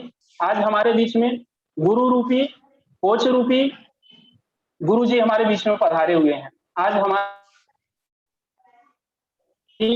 कोरोना रूपी दलदल में हम लोग भी चल रहे हैं थोड़ा सा, तो स्वाभाविक मार्ग प्रशस्त करेंगे। इसी आशा के साथ गुरु जी का मैं फिर से वंदन करता हूं, अभिनंदन करता हूं, और आगे की प्लेटफॉर्म गुरु जी के हाथों में सौंपना चाहता हूं। बढ़िया जोरदार तालियों से गुरु जी का हम बुलाएंगे। गुरु जी का स्वागत करते हैं। मोदी साहब को जोरदार ताली से बुलाएंगे। धन्यवाद धन्यवाद। हेलो, आवाज सुनाई दे रही है सर? आपसे पहले एक बार हाँ कंफर्म सर, कर लीजिए। क्लियर है, क्लियर। हाँ, बिल्कुल क्लियर है ना? ओके, धन्यवाद अंशुल सर, बहुत बहुत धन्यवाद।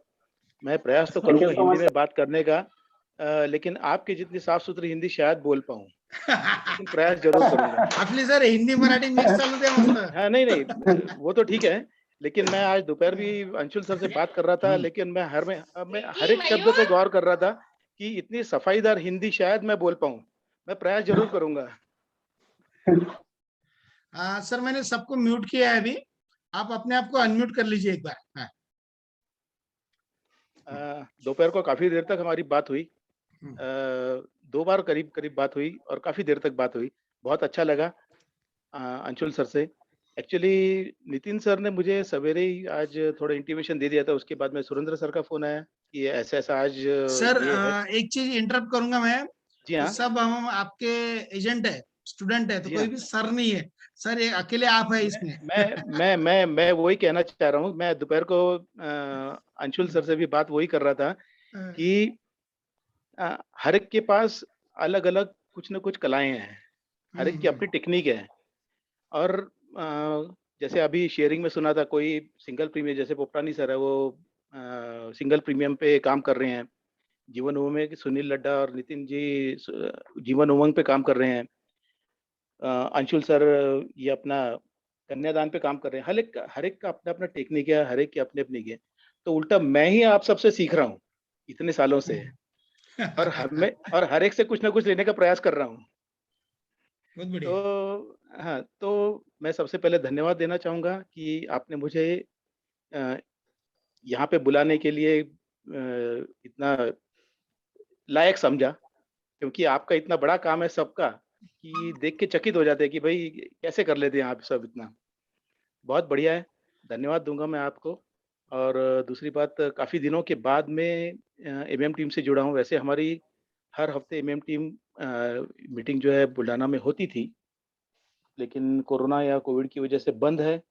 बीच में थोड़ा सा प्रयास किया था ऑनलाइन जुड़ने का, लेकिन उसमें कुछ मज़ा नहीं आया। देखेंगे शायद अगर कुछ दिनों के बाद में अगर काम चालू हो सकता है तो देखेंगे। तो मित्रों, शुरुआत करेंगे सबसे पहले गणपति बाप्पा से। गणपति बाप्पा मोरया। और सबसे पहले तो आप सबको बधाई। एमडीआरटी के लिए आप काफ़ी आगे तक निकल चुके हैं, और ज़रूर इस महीने में या अगले महीने तक आप सबका एमडीआरटी पूरा हो भी जाएगा। अब बिजनेस के बारे में अगर कहते हैं तो एक एक्चुअली बिजनेस जो है वो एक माइंडसेट है। एक्चुअली आप वही पाते हैं जो आप सोचते हैं। जो आप सोचते हैं वही आपको मिलता है। चाहे आपको कोई कितना भी जोर दे के कह दे कि भाई आपको टीओटी करना है, लेकिन आपका अगर मन नहीं है तो आप नहीं कर पाएंगे। लेकिन अगर आपके मन ने एक बार ठान लिया कि भाई मुझे बचे हुए 100 दिनों में, क्योंकि अभी आज की 10 तारीख है, सितंबर के 20 दिन और अक्टूबर नवंबर दिसंबर, ये 90 दिन अगर पकड़ते, 100 दिन अपने हाथ में है।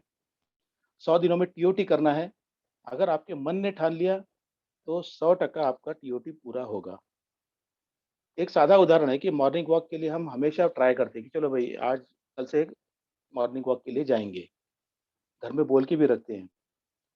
माता जी भी जगाने का प्रयास करती है, पत्नी भी जगाने का प्रयास करती है, लेकिन हम उठ नहीं पाते हैं। लेकिन जब मन में ठान लिया कि नहीं बस कल से निकलना ही है, तो बिना अलार्म के भी जाग आ जाती है और हम मॉर्निंग वॉक के लिए निकल पड़ते हैं। नहीं तो हमारे पास कारण भी बहुत है, अरे नहीं यार आज मन उदास है, नहीं जान दो आज नहीं करेंगे, आज मन नहीं कर रहा। ऐसा कभी नहीं होता कि आज मन प्रसन्न है। यानी मॉर्निंग वॉक के लिए सबका अनुभव वही है। एक्चुअली क्या है कि मन जो है वो हर व्यक्ति की दशा और दिशा ये संचालित करने का काम करता है। एक कहावत भी आपने सुनी होगी, मन चंगा तो कठौती में गंगा। संत रामदास जी का कहा है। तो अगर मन चंगा है तो कठौती में गंगा है। इसके बारे में स्टोरी भी आपने सुनी होगी। वो अपने झोपड़ी में बैठ के भगवान का स्मरण कर रहे थे। उतने में एक व्यक्ति आया और अपना जूता सिलवाने के लिए उनके पास में आया। काम करते-करते उन्होंने पूछा, भाई आप कहाँ जा रहे हो? तो वो बोल रहा था, गंगा स्नान करने जा रहा हूँ। तो बोले, गंगा स्नान करने जा रहे हो तो ठीक है, एक काम कीजिए। उस व्यक्ति से उनको जो रुपया मिला, उन्होंने कहा कि ये रुपया मेरी तरफ से गंगा जी को अर्पण कर दीजिए। उसने स्नान किया और गंगा मैया से कहा कि गंगा मैया, ये संत रामदास जी के, रविदास जी की ओर से ये आपको मैं अर्पण करता हूँ। उतने में गंगा जी से एक हाथ निकला, उन्होंने वो रुपया लिया और उस व्यक्ति के हाथ में एक सोने का कंगन रख दिया। अब उस व्यक्ति के मन में ऐसा लगा कि संत साहब को कहाँ मालूम है कि मुझे कंगन मिला है, तो ऐसा करता हूँ मैं राजा को दे देता हूँ, शायद उनसे मुझे कुछ उपहार मिल जाए। वो कंगन वो राजा को दे दिया। राजा की तरफ से उसे काफी अच्छा उपहार मिला। राजा ने उसको रानी को दिया। अब रानी ने कहा कि एक ही हाथ का क्यों, मुझे तो दोनों हाथ का कंगन चाहिए। अब दोनों हाथ का कंगन चाहिए तो राजा ने फिर उसको बुलाया कि भैया तू एक हाथ का लेके आया, दूसरा भी लेके आ। अब वो फिर गया संत जी के पास में और उन्होंने सच-सच बता दिया कि भैया ऐसा-ऐसा हो गया, उस दिन ऐसा-ऐसा घटना घटी थी, मुझे ये कंगन ऐसे-ऐसे मिला था। संत जी के पास में बाजू में ही उनके एक अ, जिसको कहते हैं चमड़ा गलाने का जो कठोत होता है, वो पड़ा हुआ था। उसके अंदर कुछ पानी था गंगा जी का। उन्होंने गंगा जी से प्रार्थना की और उनसे कहा कि ऐसा-ऐसा है, तो आप मुझे एक कंगन दे दीजिए, और उन्हें दूसरा कंगन मिल गया। तो मन चंगा तो कठौती में गंगा। उन्होंने साफ मन से सब कबूल किया, तो उनके पास में वो सब जो कुछ चाहिए था वो मिल गया। ये ऐसी एक छोटी स्टोरी है इसके बारे में। क्योंकि अगर एक बार मन ने ठान लिया, तो टीओटी मुश्किल नहीं है। अब भरत पारेख, राजेश सातोस्कर, आपने टॉपर जो ऑल इंडिया के देखे हैं। अब ये टीओटी, डबल टीओटी ये कर पाती है तो क्यों कर पाती हैं? क्योंकि उन्होंने मन में निश्चय किया। उन्होंने मन में निश्चय किया मुझे नंबर 1 रहना है, तो वो नंबर 1 ही रहते हैं। उन्होंने निश्चय किया है कि मुझे डबल टीओटी इस साल ये अचीव करना है, तो वो अचीव कर लेते हैं। क्योंकि उनके मन ने सोचा है कि हमें ये करना है, इसलिए वो कर पाते हैं। आज भी अगर आप टीओटी के बारे में सोचेंगे, तो शायद ही टीओटी होगा या शायद एमडीआरटी होगा। लेकिन अगर मन ने ठान लिया कि भाई अपने को टीओटी करना है, तो टीओटी ही होगा। टीओटी से कम कुछ भी नहीं होगा। और एक बात ऐसी है कि एक बार हमारे मन ने जो ठान लिया, तो उसे पाने के लिए अनेक मार्ग अपने आप खुल जाते हैं। दिमाग दौड़ने लगता है। ऑप्शंस अपने आप मिलने लगते हैं, सूझने लगते हैं। क्योंकि अ, आप दिमाग से जितना काम लेंगे, दिमाग उतना ही तेज भागेगा। दिमाग को हमेशा कुछ न कुछ खाद्य चाहिए। एक कंटिन्यूअस कुछ तो भी एक चिंतन करने के लिए या फिर सोचने के लिए कुछ न कुछ, जैसे कहते हैं चारा, एक कुछ तो भी चारा चाहिए। अगर वो खाद्य या चारा अगर उसको मिल जाए, तो दिमाग में से नए-नए आइडियाज़ मिलते रहेंगे। कुछ न कुछ कंसीव होता रहेगा। और दिमाग को खाद्य देने के लिए आपके पास कुछ न कुछ तो गोल होना ज़रूरी है। कि मुझे ये अचीव करना है, मुझे वो अचीव करना है, मुझे टीओटी करना है, मुझे डबल टीओटी करना है, जो कुछ भी करना है।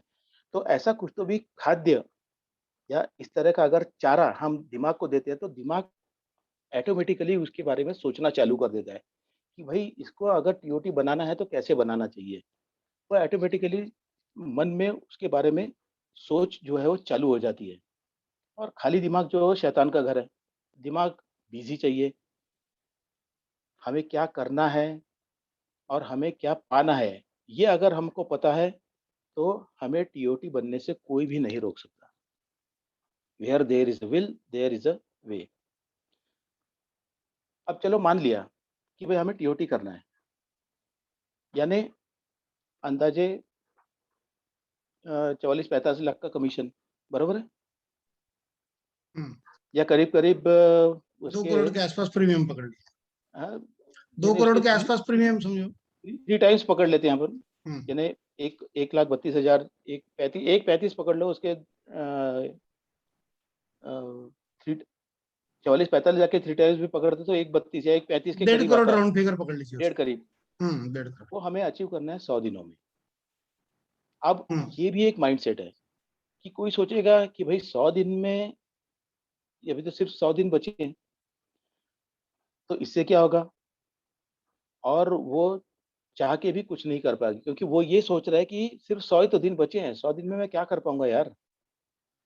और कोई ये सोचेगा कि भाई अभी तो 100 दिन हैं, इतने भी काफी है मुझे टीओटी पूरा करने के लिए।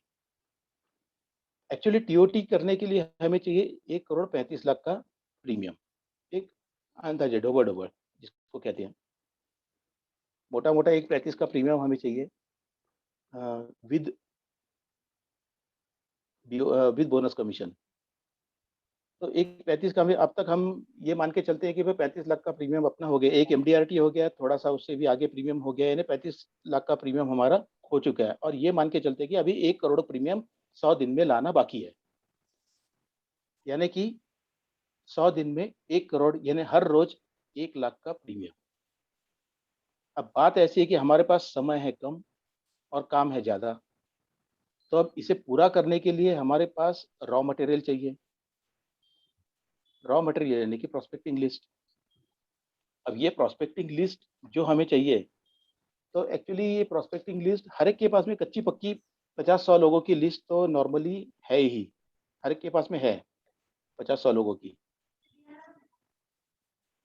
यानी अभी भी अगर आप डायरी खोलेंगे तो, या जेब में से अगर चिट्ठी भी निकालेंगे, तो 50-100 लोगों के नाम तो आराम से इसमें से निकल आएंगे।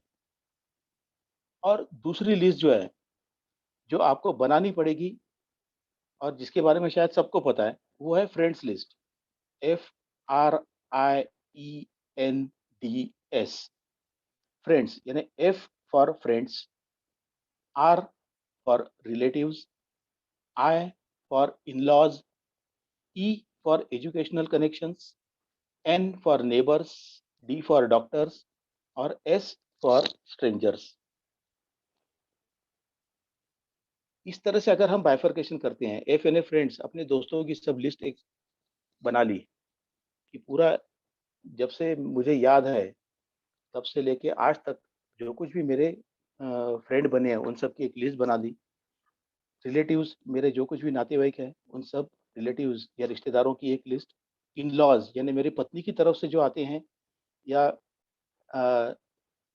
सिस्टर के जो ससुराल वाले हैं उनकी एक लिस्ट हमारी एक बन सकती है। एजुकेशनल कनेक्शंस, मैं जहाँ जहाँ पढ़ा, मेरे साथ में जो पढ़ने वाले मेरे स्टूडेंट्स थे उन सब की लिस्ट। नेबर्स, मेरे पड़ोसी। डॉक्टर्स, हमारे एरिया में या हमारे एरिया के बाहर जहाँ कहीं भी हैं, हमारी पहचान वाले या बिना पहचान वाले डॉक्टर्स। और सबसे बड़ा और सबसे आखिर का जो एस है वो यानी स्ट्रेंजर्स, यानी बिना जान पहचान वाले। एक्चुअली हमने आज तक जो अचीव किया है, या आज हम जहाँ पे हैं, उसमें सबसे बड़ा रोल जो है वो स्ट्रेंजर्स का है, यानी बिना पहचान वालों का। आप खुद भी देख लीजिए, जब से आपकी एजेंसी चालू हुई है, एजेंसी चालू होने से आज तक जितनी भी पॉलिसीज की है उसमें आपके FRIEND ये बड़ी मुश्किल से 10% होंगे। 90% ऐसे लोग हैं जो आपकी पहचान वाले नहीं थे, आपने उनसे पहचान बनाई और उसके बाद में उन्होंने आपको पॉलिसी दी। यानी 10% ही FRIEND लोगों ने आप पर विश्वास किया है। 90% लोग जो है वो स्ट्रेंजर्स हैं, जिन लोगों को हम जानते भी नहीं है, पहचानते भी नहीं है। सबसे ज्यादा साथ उन्हीं लोगों ने हमें दिया है। और टीओटी के लिए क्यों ना इन्हीं लोगों को साथ में लेके चला जाए। अब कैसे चला जाए इसके बारे में बहुत बड़ी बात बताया सर आप। ये अभी तक हमने किया लेकिन समझ में नहीं आया कि अरे भाई, दूर के लोगों ने तो अपने को नजदीक किया, नजदीक के लोगों ने तो दूर ही किया और अपन जाते नजदीक के लोगों के पास में नजदीक के लोगों के पास में। सही बात है। तो पहली लिस्ट जो है वो तो हमारी जेब में रहती है, जो 50-60 लोगों की अभी भी अगर जेब में हाथ डालेंगे तो 50-100 लोगों की लिस्ट निकल जाएगी। दूसरी लिस्ट FRIENDS इसमें से अगर कुछ नए नाम हमें मिल सकते हैं, जुड़ सकते हैं, तो वो एक लिस्ट बनानी है। और तीसरा जो है वो उसके ऊपर थोड़ा होमवर्क करना पड़ेगा, वो है एग्जिस्टिंग क्लाइंट। आप सबके पास में सॉफ्टवेयर है, आप सब सॉफ्टवेयर का इस्तेमाल करते हैं, आपके हाथ में है, मोबाइल में भी है, लैपटॉप में भी है।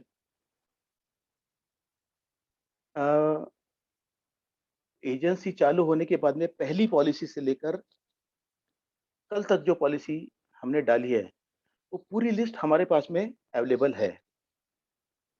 तो ये जो लिस्ट है, एजेंसी की शुरुआत से आज तक आपका कम से कम 2000 या 2500 के करीब क्लाइंट बेस तो नक्की होगा।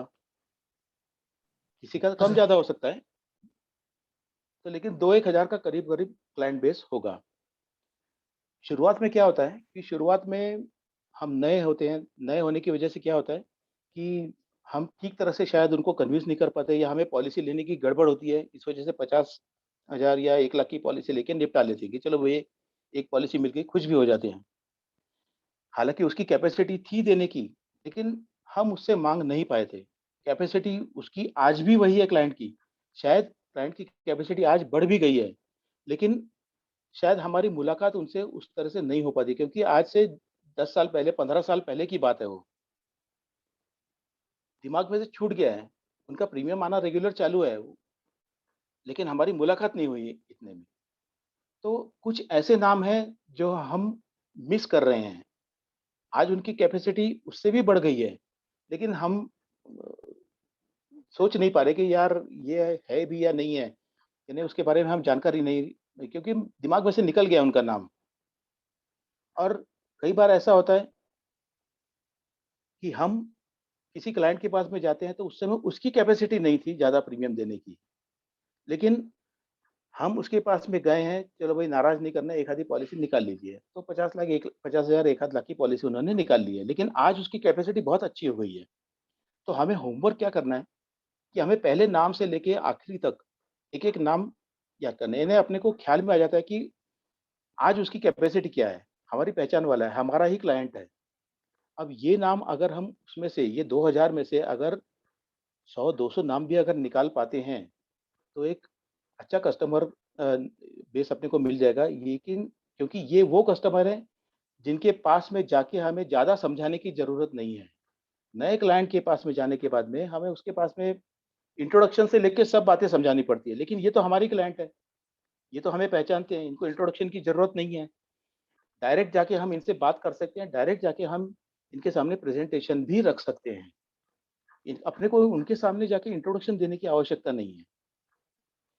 तो ये जो हमारा 2 ढाई हज़ार का जो क्लाइंट बेस है, इसमें से अगर हम कुछ नाम निकाल पाएँ, ऐसे नाम कि जो जिस समय हमने शुरुआत में उनसे छोटी पॉलिसी ली थी, उनकी कैपेसिटी होने के बावजूद भी, या आज उनकी कैपेसिटी बढ़ गई है।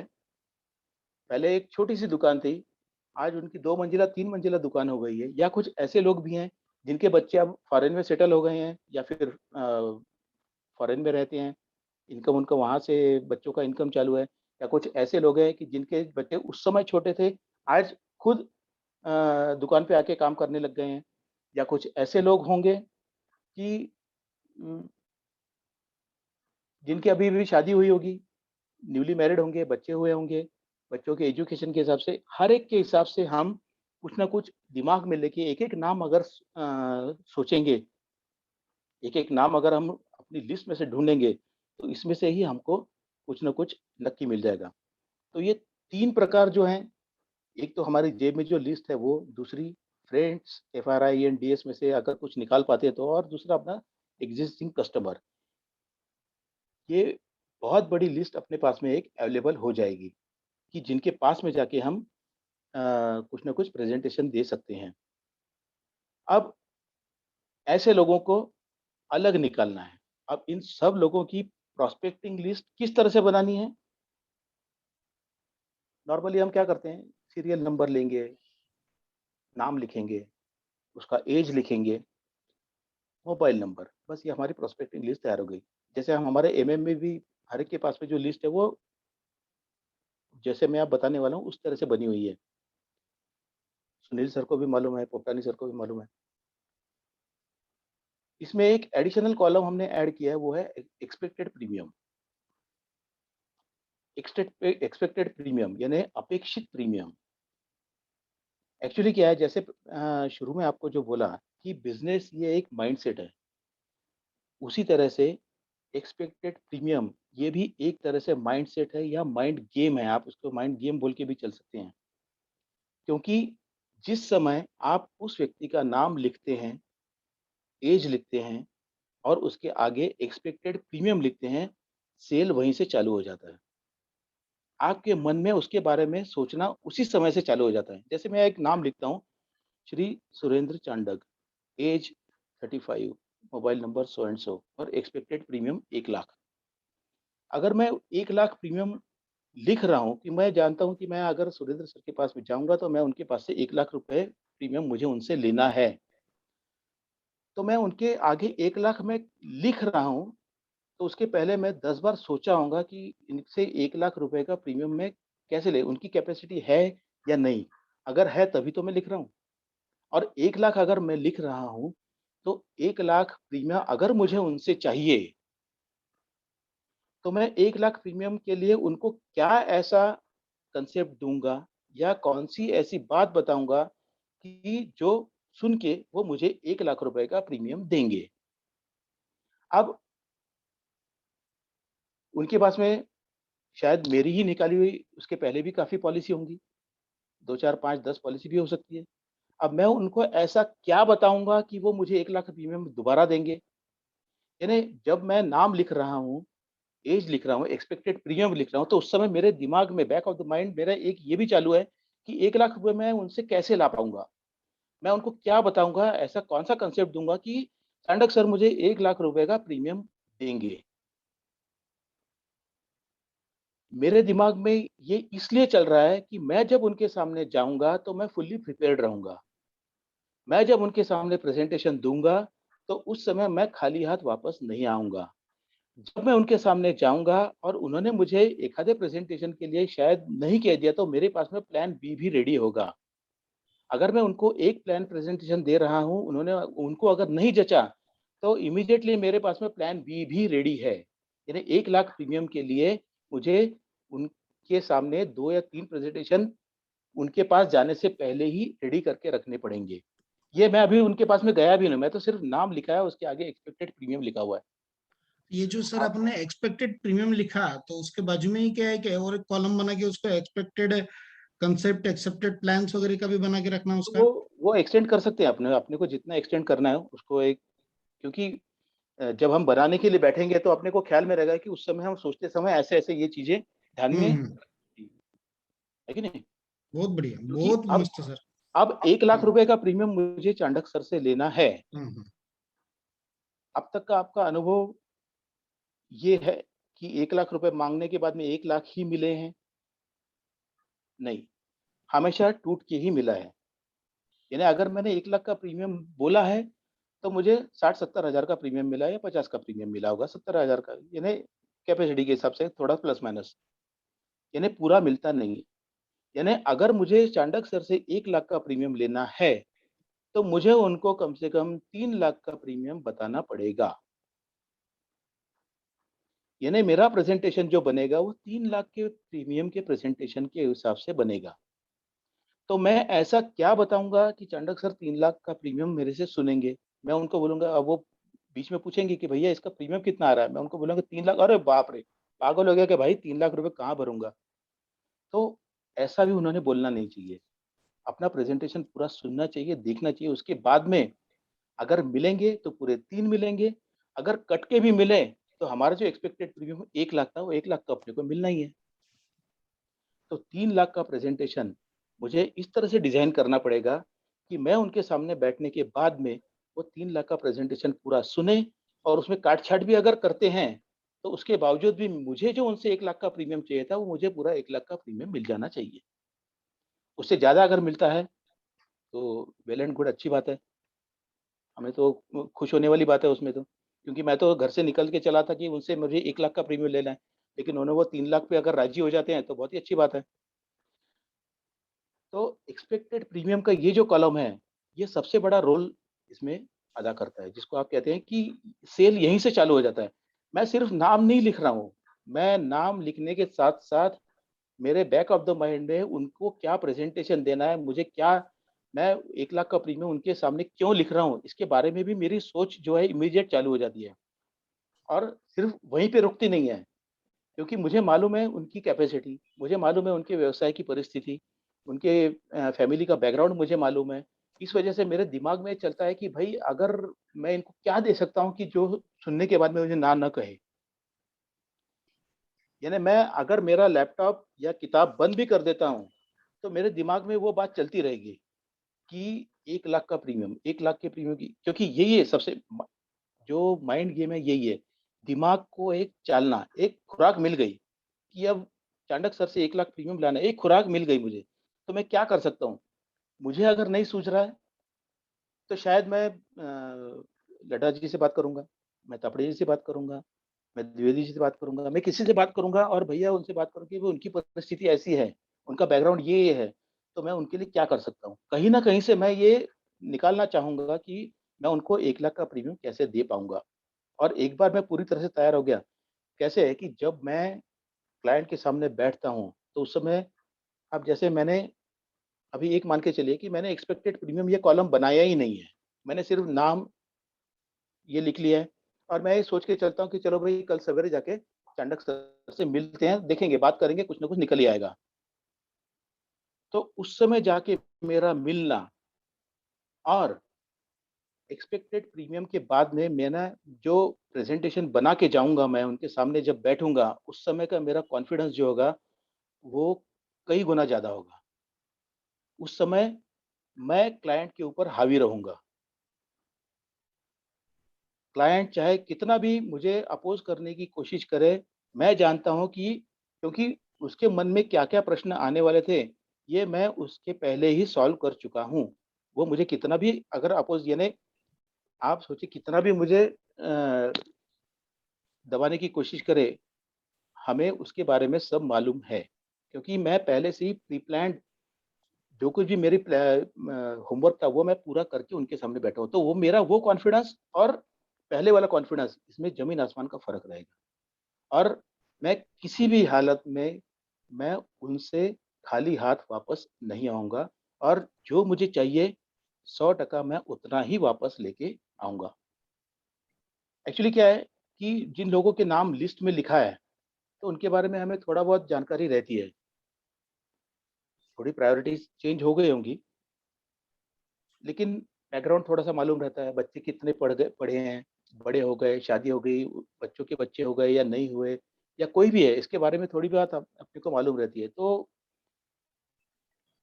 कांसेप्ट के ऊपर अगर हम उनसे बात करेंगे, तो जैसे रिटायरमेंट है, चाइल्ड एजुकेशन है, मैरिज है, उनके नीड के हिसाब से हम उनको प्रेज़ेंटेशन दे सकते हैं। जैसे जीवन उमंग के लिए तापड़े सर का एक जो प्रेज़ेंटेशन का जो चालू है, तो वो हिसाब से भी प्रेज़ेंटेशन हम दे सकते हैं। या फिर स्टेट के हिसाब से भी, यानी हर एक की नीड जो है, क्योंकि हम जब ये लिस्ट बना रहे हैं, उसके साथ-साथ हम ये भी सोच रहे हैं कि इन किस कांसेप्ट में हम इनको बिठा सकते हैं। कौन-सा कांसेप्ट इनको जचेगा, कौन-सा कांसेप्ट उनके सामने प्रेज़ेंट करने के बाद में ये हमें नहीं बोलेंगे। हर एक को एक तरीका देके फ़ायदा नहीं है, क्योंकि हर एक की रिक्वायरमेंट या हर एक की नीड भी अलग है। तो नीड के हिसाब से अगर हम अलग करते हैं, किसी को रिटायरमेंट का, तो रिटायरमेंट वाले 25 नाम अगर अलग निकाल लिए, तो एक दिन इन 25 लोगों से ही मिलूँगा। बच्चों वाले का क्यों, तो एक दिन मैं पूरे बच्चों वालों से मिल लूँगा। यानी उनको जो कुछ भी मुझे प्रेज़ेंटेशन देना है, मैं उनको प्रेज़ेंटेशन दे दूँगा। अब नीड के हिसाब से जो जिसकी रिक्वायरमेंट है, वो हिसाब से हम उनको प्रेज़ेंटेशन देंगे। अब सबसे बड़ा जो रोल है, जो उसके पहले जो बताया था, यानी स्ट्रेंजर्स यानी अनोळखी, जो हमारी पहचान वाले नहीं थे। आज तक सबसे बड़ा रोल इन्होंने ही अदा किया हमारे करियर में। 90% पॉलिसी जो है हमारी, वो इन्हीं लोगों ने हमको दी है। 10% लोग जो है FRIEND तक के लोगों ने दी है।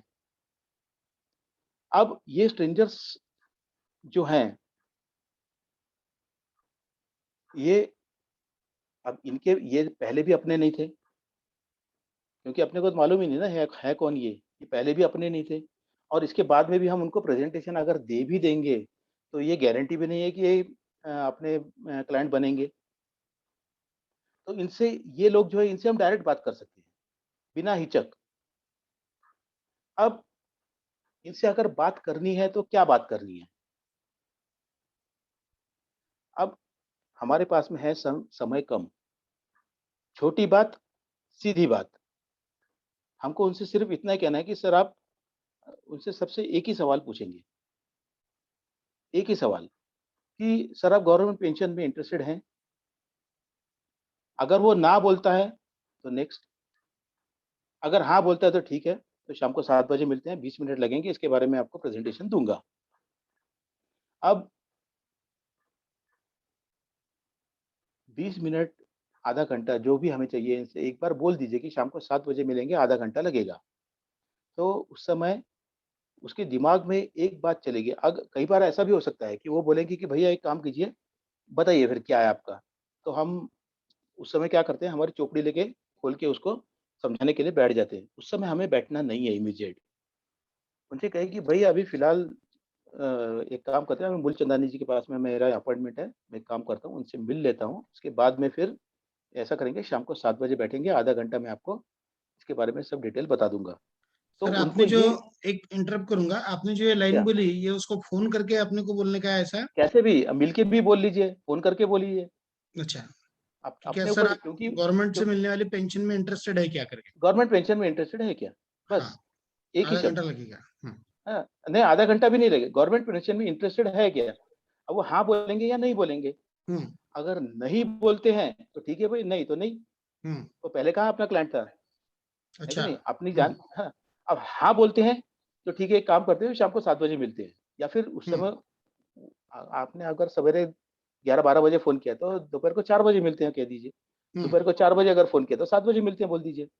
लेकिन वो बोलेंगे ठीक है बताइए, तो हम चोपड़ी लेके उस समय बैठना नहीं है हमें, भले ही काम नहीं है, हम मैच देखेंगे टीवी पे, लेकिन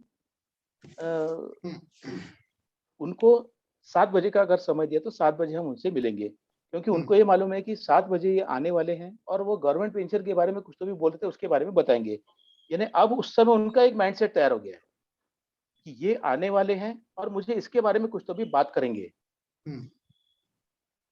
इसलिए उनके दिमाग में वो कीड़ा जो है वो हमने घुसा दिया है, अब उसके बारे में उनका सोचना चालू हो गया है। इसलिए हम उस समय 20 मिनट में, 10 मिनट में, आधे घंटे में जो भी बात करेंगे, वो पूरी तरह से हमारी बात सुनेंगे। नहीं तो क्या होता है, एक जगह पे टीवी चालू है, एक जगह बच्चे खेल रहे हैं, आना जाना चालू लगा रहता है, उस समय उनका मन नहीं लगता, ध्यान नहीं लगता। लेकिन इस समय क्या है कि उनका खुद का इंटरेस्ट है कि ये क्या आके कहने वाले हैं, इसके बारे में वो ध्यान से सुनने वाले हैं। अब उन्होंने अपॉइंटमेंट दे दिया, अब अपॉइंटमेंट देने के बाद में बात क्या करनी है, मेन तो वही है कि भाई उन्होंने कह दिया ठीक है आप आ जाइए, 7 बजे बात करेंगे। अब 7 बज गए, हम उनके पास में पहुंच गए, पहुंचने के बाद में उनके सामने बैठ गए, बैठ के फिर बात क्या करनी है, वो भी तो अपने को मालूम होना चाहिए, क्योंकि अपॉइंटमेंट तो ले लिए कि सर आप गवर्नमेंट पेंशन में इंटरेस्टेड है या नहीं। उन्होंने हाँ बोल दिया, 7 बजे का अपॉइंटमेंट मिल गया, उनके घर पहुंच गए। सर वैसे तो अब किसी भी सरकारी कर्मचारी को पेंशन नहीं है, लेकिन जिनको पेंशन मिलती है उन्हें पेंशन क्यों मिलती है, क्या आप जानते हैं? उनको पेंशन इसलिए मिलती है क्योंकि जिस दिन वो नौकरी पे ज्वाइन हुए और जिस दिन रिटायर हुए, हर महीने की सैलरी में से 10% कंपल्सरी डिडक्शन उनका चालू हो गया था। उनके परिस्थिति अगर एक आधे महीने में या 2 महीने में उनकी परिस्थिति ठीक भी नहीं रही, उन्होंने अगर गवर्नमेंट को कह दिया कि भाई इस महीने में 10% मत काटो, मैं नहीं भर पाऊंगा, तो गवर्नमेंट ने कहा भैया 10% तो कटेंगे ही कटेंगे, बचे हुए आपको क्या करना है वो करो। तो 10% कंपल्सरी पहले पगार से लेके आखिरी पगार तक उनके सैलरी में से कटे हैं, और ये पूरा जो बड़ा अमाउंट जमा हो गया वो गवर्नमेंट के पास में जहाँ, उसमें से गवर्नमेंट उनको पेंशन के स्वरूप में ऐसा वापस दे रही है। अब हमारा इतना बड़ा व्यवसाय है, हम जिनके पास में गए हैं व्यावसायिक होंगे शायद, इतना बड़ा व्यवसाय, क्या हम 10% बाजू में रख नहीं सकते हैं? रख सकते हैं, 10% क्यों, 20%, 50% भी बाजू रख सकते हैं, लेकिन कंसिस्टेंसी नहीं रहती है। हम आज से अगर सोचना चालू कर देंगे कि ठीक है, आज से भी मैं 10% बाजू में रखना चालू कर भी दूं, 1 साल करूंगा, 2 साल करूंगा, 3 साल करूंगा, 4 साल करूंगा, लेकिन बीच में एक ऐसी अब हमें इसके बारे में एक बात और सोचनी है, मुसीबत कभी नहीं बोलना है। एक ऐसी मुसीबत आ गई, ऐसे कभी नहीं, एक अपॉर्चुनिटी आ गई। शायद हमारी दुकान के बाजू में दुकान खाली है, शायद एक नई एजेंसी अपने को मिल रही है, शायद प्लॉट के बाजू में एक आधा प्लॉट है, शायद एक अच्छे मौके पे एक जमीन अपने को अवेलेबल है, या एक बढ़िया खेत है। अगर वो खेत शेतकरी होगा तो खेती को लग के अगर खेती अवेलेबल होगी, तो इस तरह की अगर अपॉर्चुनिटी आती है, तो सबसे पहले मेरी नज़र जो है इस बचत के ऊपर जाती है कि जो मैं पिछले 4-5 सालों से बचा रहा हूँ। एक्चुअली मैंने ये बचा के रखी थी मेरे रिटायरमेंट के लिए कि भाई रिटायरमेंट के बाद में मुझे ये पैसा रिटायरमेंट के लिए यानी काम में आ जाएगा। लेकिन ऐसी अगर अपॉर्चुनिटी आती है, तो सबसे पहले मेरी नज़र इसी अमाउंट पे जाती है और मैं उसे निकाल लेता हूँ। ठीक है, अभी तो निकाल लेता हूँ, ये काम कर लेते हैं, बाद में देखेंगे, फिर दोबारा जमा कर लेंगे। लेकिन ये नहीं हो पाता है। एक बार निकाली हुई रकम फिर दोबारा बैंक में वापस नहीं जा पाती है।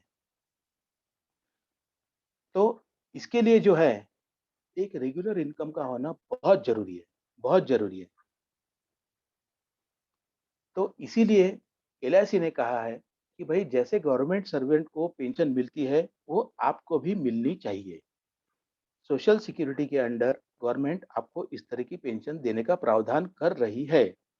अब आप ये बताइए कि आपको रिटायरमेंट के बाद में कितनी पेंशन चाहिए? हमें उनको ये नहीं बताना कि आप 1 लाख की पेंशन लो, 5 लाख की लो या 10 लाख की लो, हमें कुछ भी नहीं। आप अपने रिक्वायरमेंट के हिसाब से बताइए आपको कितनी पेंशन चाहिए? वो बोलेगा भाई 1 लाख की पेंशन चाहिए, 2 लाख की चाहिए, 50,000 चाहिए, वो अपने हिसाब के जो कुछ भी है वो कहेंगे। अगर मिनिमम से मिनिमम 10,000 रुपए महीना भी अगर वो बोलते हैं, मिनिमम 10,000 रुपए महीना, यानी साल का हो गया 1,20,000 रुपए। 945 15 में अगर 10,000 रुपए हम महीना का जमा करते हैं, तो 10,000 रुपए महीना पेंशन अपने को मिलती है। सीधा सीधा गणित है उसमें, है कि नहीं? अब ये सब बताने का कारण ये है कि ये जो स्ट्रेंजर्स है, अनोळखी वाले लोग हैं, इनको दिन में सिर्फ 3 लोगों से भी अगर हम बात करते हैं, 3 लोगों से भी अगर सवाल पूछते हैं, तो हमारे पास में अभी 100 दिन है। 100 दिन में हम 300 लोगों तक पहुँचते हैं।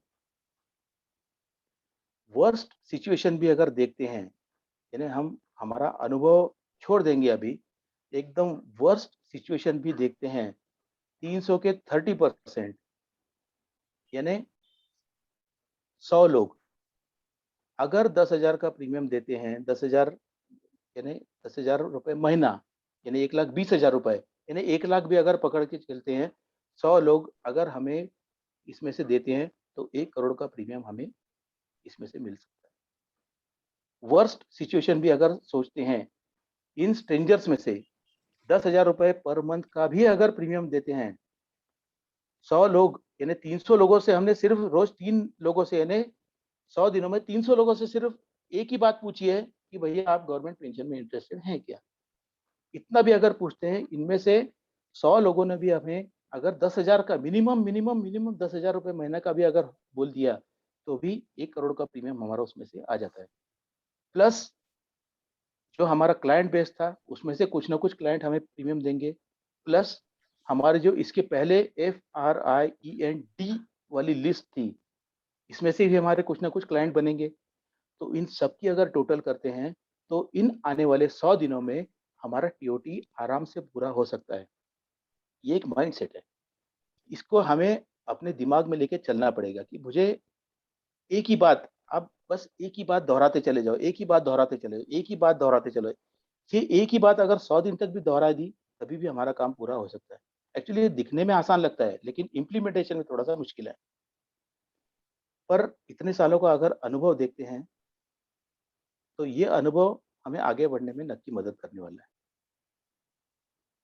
सबसे पहले तो ये है कि अपने को अपने आप पर भरोसा रखना पड़ेगा कि भाई अपना आत्मविश्वास बना के रखना पड़ेगा। नहीं, मुझे करना है और ये होने ही वाला है। तो इस तरह का अगर हम खुद पे अगर विश्वास रखते हैं तो 100% खातिर है कि टीओटी आराम से उसमें पूरा हो जाएगा। आपको खुद को भी मालूम है कि जब हम पूजा करने के लिए बैठते हैं तो पूजा की शुरुआत करते समय सबसे पहले अपने आप को टीका लगाना पड़ता है और उसके बाद में फिर भगवान की पूजा चालू करते हैं। एक गाना भी आपको मालूम होगा कि इतने हमको मन की शक्ति देना, मन विजय करें, दूसरों की जय से पहले खुद को जय करें। अपने माइथोलॉजी में हर जगह पे खुद के बारे में ऐसा ही कहा है कि अपने आप पर विश्वास करो, हम किसी से भी कम नहीं हैं। मैं ये कर सकता हूँ, मुझ में कोई कमी नहीं है। मुझ में भी वे सभी शक्तियां हैं जो भरत पारेख में है, राजेश सातोस्कर में है या टॉप के जो एजेंट्स हैं, सब वो सब शक्तियां मेरे में। आप खुद पर विश्वास कीजिए, लोग आप पर विश्वास करेंगे। एक पुरानी कहानी आपको सबको मालूम होगी, थोड़ा सा सम अप करूंगा। हनुमान जी के बारे में आपको सबको मालूम है, उनके पास भी ऐसी शक्तियां थी लेकिन उनको मालूम नहीं था। जाम्बुवन जी के द्वारा उनको याद दिलाया गया कि भाई आपके पास में इस तरह की शक्तियां हैं। और इसी तरह से आप सबके पास में भी वही शक्तियां हैं, इसलिए आप खुद को बिल्कुल भी कमजोर न समझें और खुद को सबसे महत्व का यानी अंडर एस्टिमेट न करें। जो भरत पारेख में कैपेसिटी है वही आप सब में है। 100 दिन में हम आराम से जो हम चाहते हैं वो पक्का टीओटी का पूरा कर सकते हैं। और आखिर में हर कंकर में शंकर है, हर कण-कण में भगवान है। अपने मन की शक्ति को पहचानो, हर व्यक्ति हनुमान है, हर व्यक्ति हनुमान है। धन्यवाद। बहुत बढ़िया सर, बहुत बढ़िया, बहुत बढ़िया, एकदम मस्त। सुरेंद्र सर, मैंने प्रयास किया, आप इसके बारे में आप बताइए कैसा है, क्या है? नहीं, आपने अंदर जाके हमारा वो सर्जन जैसा ऑपरेशन करता है कि नहीं, वैसा ऑपरेशन कर दिया आपने। क्लीन कर दिया सर, ब्रेन वॉश। हाँ, पूरा क्लीन कर दिया अंदर से। क्योंकि हमारा जो एग्जैक्ट प्रॉब्लम है वही प्रॉब्लम आपने पकड़ के उस पर बात किया आपने। वो आप सवेरे अपनी बात भी हुई थी। हाँ, और एक्चुअल सर जैसा आपने बोला कि नहीं कि ये सुनने में सिंपल है, करने में थोड़ा सा ये है। तो जनरल प्रॉब्लम ये होता है कि कोई भी चीज से अभी जैसे मोटिवेट हो जाता है आदमी, 4-5 दिन वो चीज करता है और 4-5 दिन के बाद में वापस भूल जाता है कि अरे मैं क्या कर रहा था करके। तो इसके लिए क्या करना चाहिए हमने? नहीं, वही तो मैं बोल रहा हूँ ना, एक ही चीज पकड़ के रखिए, 100 दिन करिए। अभी 100 दिन बचे, उतने को वही करना है ना, जो मिला उसको। हाँ, एक ही चीज पकड़ के चलिए। छोटा बच्चा कैसे वो एक रट लगा के रख देता है, एक हाँ, हाँ, हाँ। बस वो उसी तरह छोटे बच्चे की तरह एक रट लगा के अगर रख दिया, वही एक बार चालू कर दिया, उसमें से अपने को मालूम है कि हम इतने तो अनुभवी हैं कि अगर सबसे मेन क्या है, क्लाइंट के सामने जाके बैठना, बस यही एक सबसे बड़ी चीज है। तो हमें बैठने के लिए जगह देना चाहिए। वो जगह देने के लिए अपने को ये पूछना है उसको। बाद में आप जीवन उमंग बेचिए, लक्ष्य बेचिए या लाभ दीजिए, वो उसके बारे में सर मेरे को ये पूछना था, मेरा ये था कि वो टेम्पो पूरा मेंटेन रहना चाहिए। जैसा टेम्पो थोड़े दिन तक मेंटेन रहता फिर गायब हो जाता, फिर और कोई तो भी जामत लाना पड़ेगा। और ये एमएम का कंसेप्ट वही है ना, आप एक दूसरे से जब जुड़ते हैं तो एक दूसरे के हालचाल सिर्फ हालचाल नहीं पूछते कि उसके साथ साथ बिजनेस कहाँ तक बढ़ा ये भी पूछ लेते हैं। हाँ, तो इसीलिए हमने नहीं हो रहा तो क्यों नहीं हो रहा। हाँ हाँ, बस। तो सर आपको हम वापस से एक बार और तकलीफ देंगे कि हमारी एमएम में बीच में और बुलाएंगे, कि बहुत बढ़िया बताया आपने, बहुत अच्छा, यानी बिल्कुल क्लियर किया सब। मैं सिर्फ सभी से कहूंगा कि अगर किसी के कोई अगर क्वेश्चंस है तो सर से पूछ लिया जाए। सुरेंद्र, हाँ बोल। मेरा क्वेश्चन नहीं है, मैं सिर्फ एक मिनट अंशुल से बात करता हूँ। अंशुल सर, मेरा ज्यादा परिचय नहीं है, लेकिन आज सर से आपने फर्स्ट टाइम बात की, आपको कैसे लगा? बहुत अच्छा लगा सर, बहुत अच्छा। तो रियली ये लोहे को भी मैं मेरे जैसे लोहे को सोना बनाने वाले मेरे गुरु, जिनके ऊपर मेरे को हमेशा ही जैसा गर्व रहा, और हमारे पूरे एमएम टीम को भी, क्योंकि सर जिससे मिलते उसको अपना बना लेते, ये बहुत बड़ी खूबी है सर के अंदर। बहुत सारी बातें हैं जो अगर मैं बताऊं तो शायद अपने को टाइम कम गिरेगा। ऐसा कुछ नहीं है, उल्टा मैं शुरू में बताया कि मैं आप सबसे सीख रहा हूँ भाई, अभी भी सीख रहा हूं। नहीं सर, रियली आज बहुत कुछ समझने और सीखने जैसा। आज जैसा मेरी तो कुछ भी औकात नहीं थी, फिर भी सर आज मेरे को सर बोलते बहुत बड़ी बात है मेरे लिए, बराबर है कि नहीं? ऐसे ही सभी को रिस्पेक्ट देके सर उनसे काम भी करवा के लेते। तो सुरेंद्र का जो सबसे बड़ा प्रॉब्लम है उसके लिए छोटा सा सोल्यूशन ऐसा है कि हफ्ते में एक बार सर से बात कर लिया कर पर्सन। हाँ सर, ये चीज तो मैं करूंगा अभी। कभी भी वेलकम। जो टेम्पो बार बार बिगड़ जाता ना, वो टेम्पो कभी बिगड़ेगा नहीं, इसकी गारंटी है। ये चीज मैं मेरे लिए भी करूंगा सर। और जैसे एमएम के लिए अगर आपको लगता है कि कोई स्पेशल टॉपिक पे हमने बात करना चाहिए तो फिर से आपका समय जैसा भी पॉसिबल है तो हम फिर से लेंगे, क्योंकि आज जो आपने माइंडसेट पे बोला ना, ये तो बहुत बढ़िया सर, अल्टीमेट बोला आपने। जो प्रॉब्लम है अपना सब माइंड से शुरू होता है, यानी इवन क्लाइंट को जब उसका नाम लेते तब वो यहाँ से शुरू हो जाता है, यार ये तो प्रीमियम ही नहीं भर रहा, आप क्या की तो पॉलिसी निकालेंगे ये। तो वो चीज आपने क्लियर कर दी कि अरे उसका ₹1,00,000 अगर सोचा तो ₹1,00,000 के हिसाब से एक्टिविटी होना चाहिए उसकी, ना कि उसका ₹1,00,000 क्यों देना चाहिए ये हमें, ये उसी जब हम नाम लिख रहे हैं उसी समय हमारा सेल चालू हो जाता है। Back of the mind cell चालू हो जाता है कि उनको क्या देना चाहिए, उन्होंने ₹1,00,000 का प्रीमियम मुझे क्यों देना चाहिए। 1,00,000 के लिए 3,00,000 का प्रीमियम मुझे उनको समझा के बताना पड़ेगा, तो 3,00,000 उन्होंने क्यों देना चाहिए। वो बोलेगे भाई क्यों दूं भाई, मैं पहले तो इतना प्रीमियम आपको दे रहा हूँ, ₹3,00,000 और कहाँ से दूंगा। बिल्कुल। क्यों दूंगा, क्यों का आंसर अगर मैं घर से निकलने से पहले अपने साथ में लेके जाऊंगा तो उनके सामने बैठने के बाद में मुझे अड़चन नहीं आएगी। बिल्कुल, बहुत बढ़िया सर, बहुत ही मस्त एकदम, यानी बहुत सारे प्रॉब्लम हमारे क्लियर कर दिया आपने अभी। सुरेंद्र एक बात बोलूंगा। हाँ बोलना। अंशुल, आपने सर के कितने एजेंट बताए अंशुल? 54 सर। 54 नहीं है, पूरा बुलडोजर है सर का एजेंट है। ओके। भी होगा सर का पूरा। पूरे इंडिया में एक ही ऐसी ब्रांच होंगी कि जहाँ पर कोई CLI, कोई डेवलपमेंट ऑफिसर, ऐसा कोई झगड़ा नहीं है। यानी मैं एज ए CLI हूँ, मेरे भी एजेंट के सर ने प्रपोजल कंप्लीट किए हैं। अरे क्या बात है सर, ये सर का ग्रेटनेस है। वाह, ऐसा कुछ नहीं है। सुनील भाई अपने भी सर अभी ये हो गए।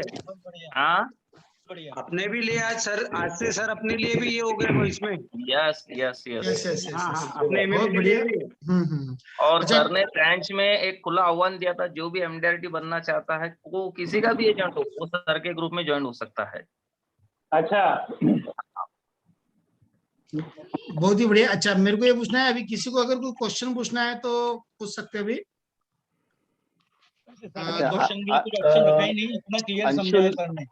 अंशुल सर से एक पूछूंगा, भैया भाई हिंदी में कुछ तकलीफ तो नहीं हुई? सर 2 मिनट सर मुझे एक बात पूछनी है। आपने गाइड किया हुआ है सर। और मुझे आपको एक अलग चश्मा सर आपने पहना दिया है। अच्छा। हाँ, ऐसा लगने लगा कहाँ जाऊं। क्या बात है, बस आप जल्दी आपका पूरा कर दीजिए। मैं तो कह रहा हूँ यहाँ बैठने वाला हर एक जो है 100 दिन में TOT पूरा कर ले, आराम से हो सकता है। जी बस एक ही छोटे बच्चे की तरह रट लगा के रखो।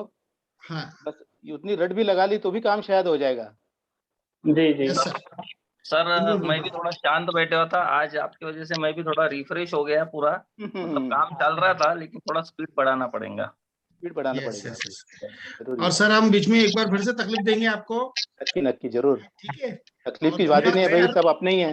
हाँ, आप इतनी छोटी विनती पे आए, बहुत अच्छे से गाइड किया, उसके लिए बहुत धन्यवाद। अभी सर का ये होते सुरेंद्र, अभी 93 लोगों की लिस्ट बना ली मैंने। अच्छा। बहुत बढ़िया और बहुत धन्यवाद sir. Thank you sir. Thank you very much. धन्यवाद sir. Thank you very much. बहुत बढ़िया सर, बहुत बढ़िया। All the best. Thank you sir. Surendra भैया, हाँ सर को अपन ऐसा अल्टरनेट वीक में भी ले सकते हैं ना सजेशन के लिए, जो भी अपने TOT का जो टारगेट बता रहे सर अभी, करना है। बिल्कुल बिल्कुल अपन और भी हाँ। कुछ टॉपिक्स है जो अपने को प्रॉब्लम है, जो अपने डिस्कशन में प्रॉब्लम आएंगे, पर्टिकुलर वो प्रॉब्लम पे सर का गाइडेंस हाँ। लेंगे, ठीक है जी ना? जी वही। हाँ हाँ नक्की। ठीक है, जी थैंक हाँ यू, हाँ बहुत बहुत धन्यवाद। बढ़िया। चलो बहुत बाय बाय। सुपर।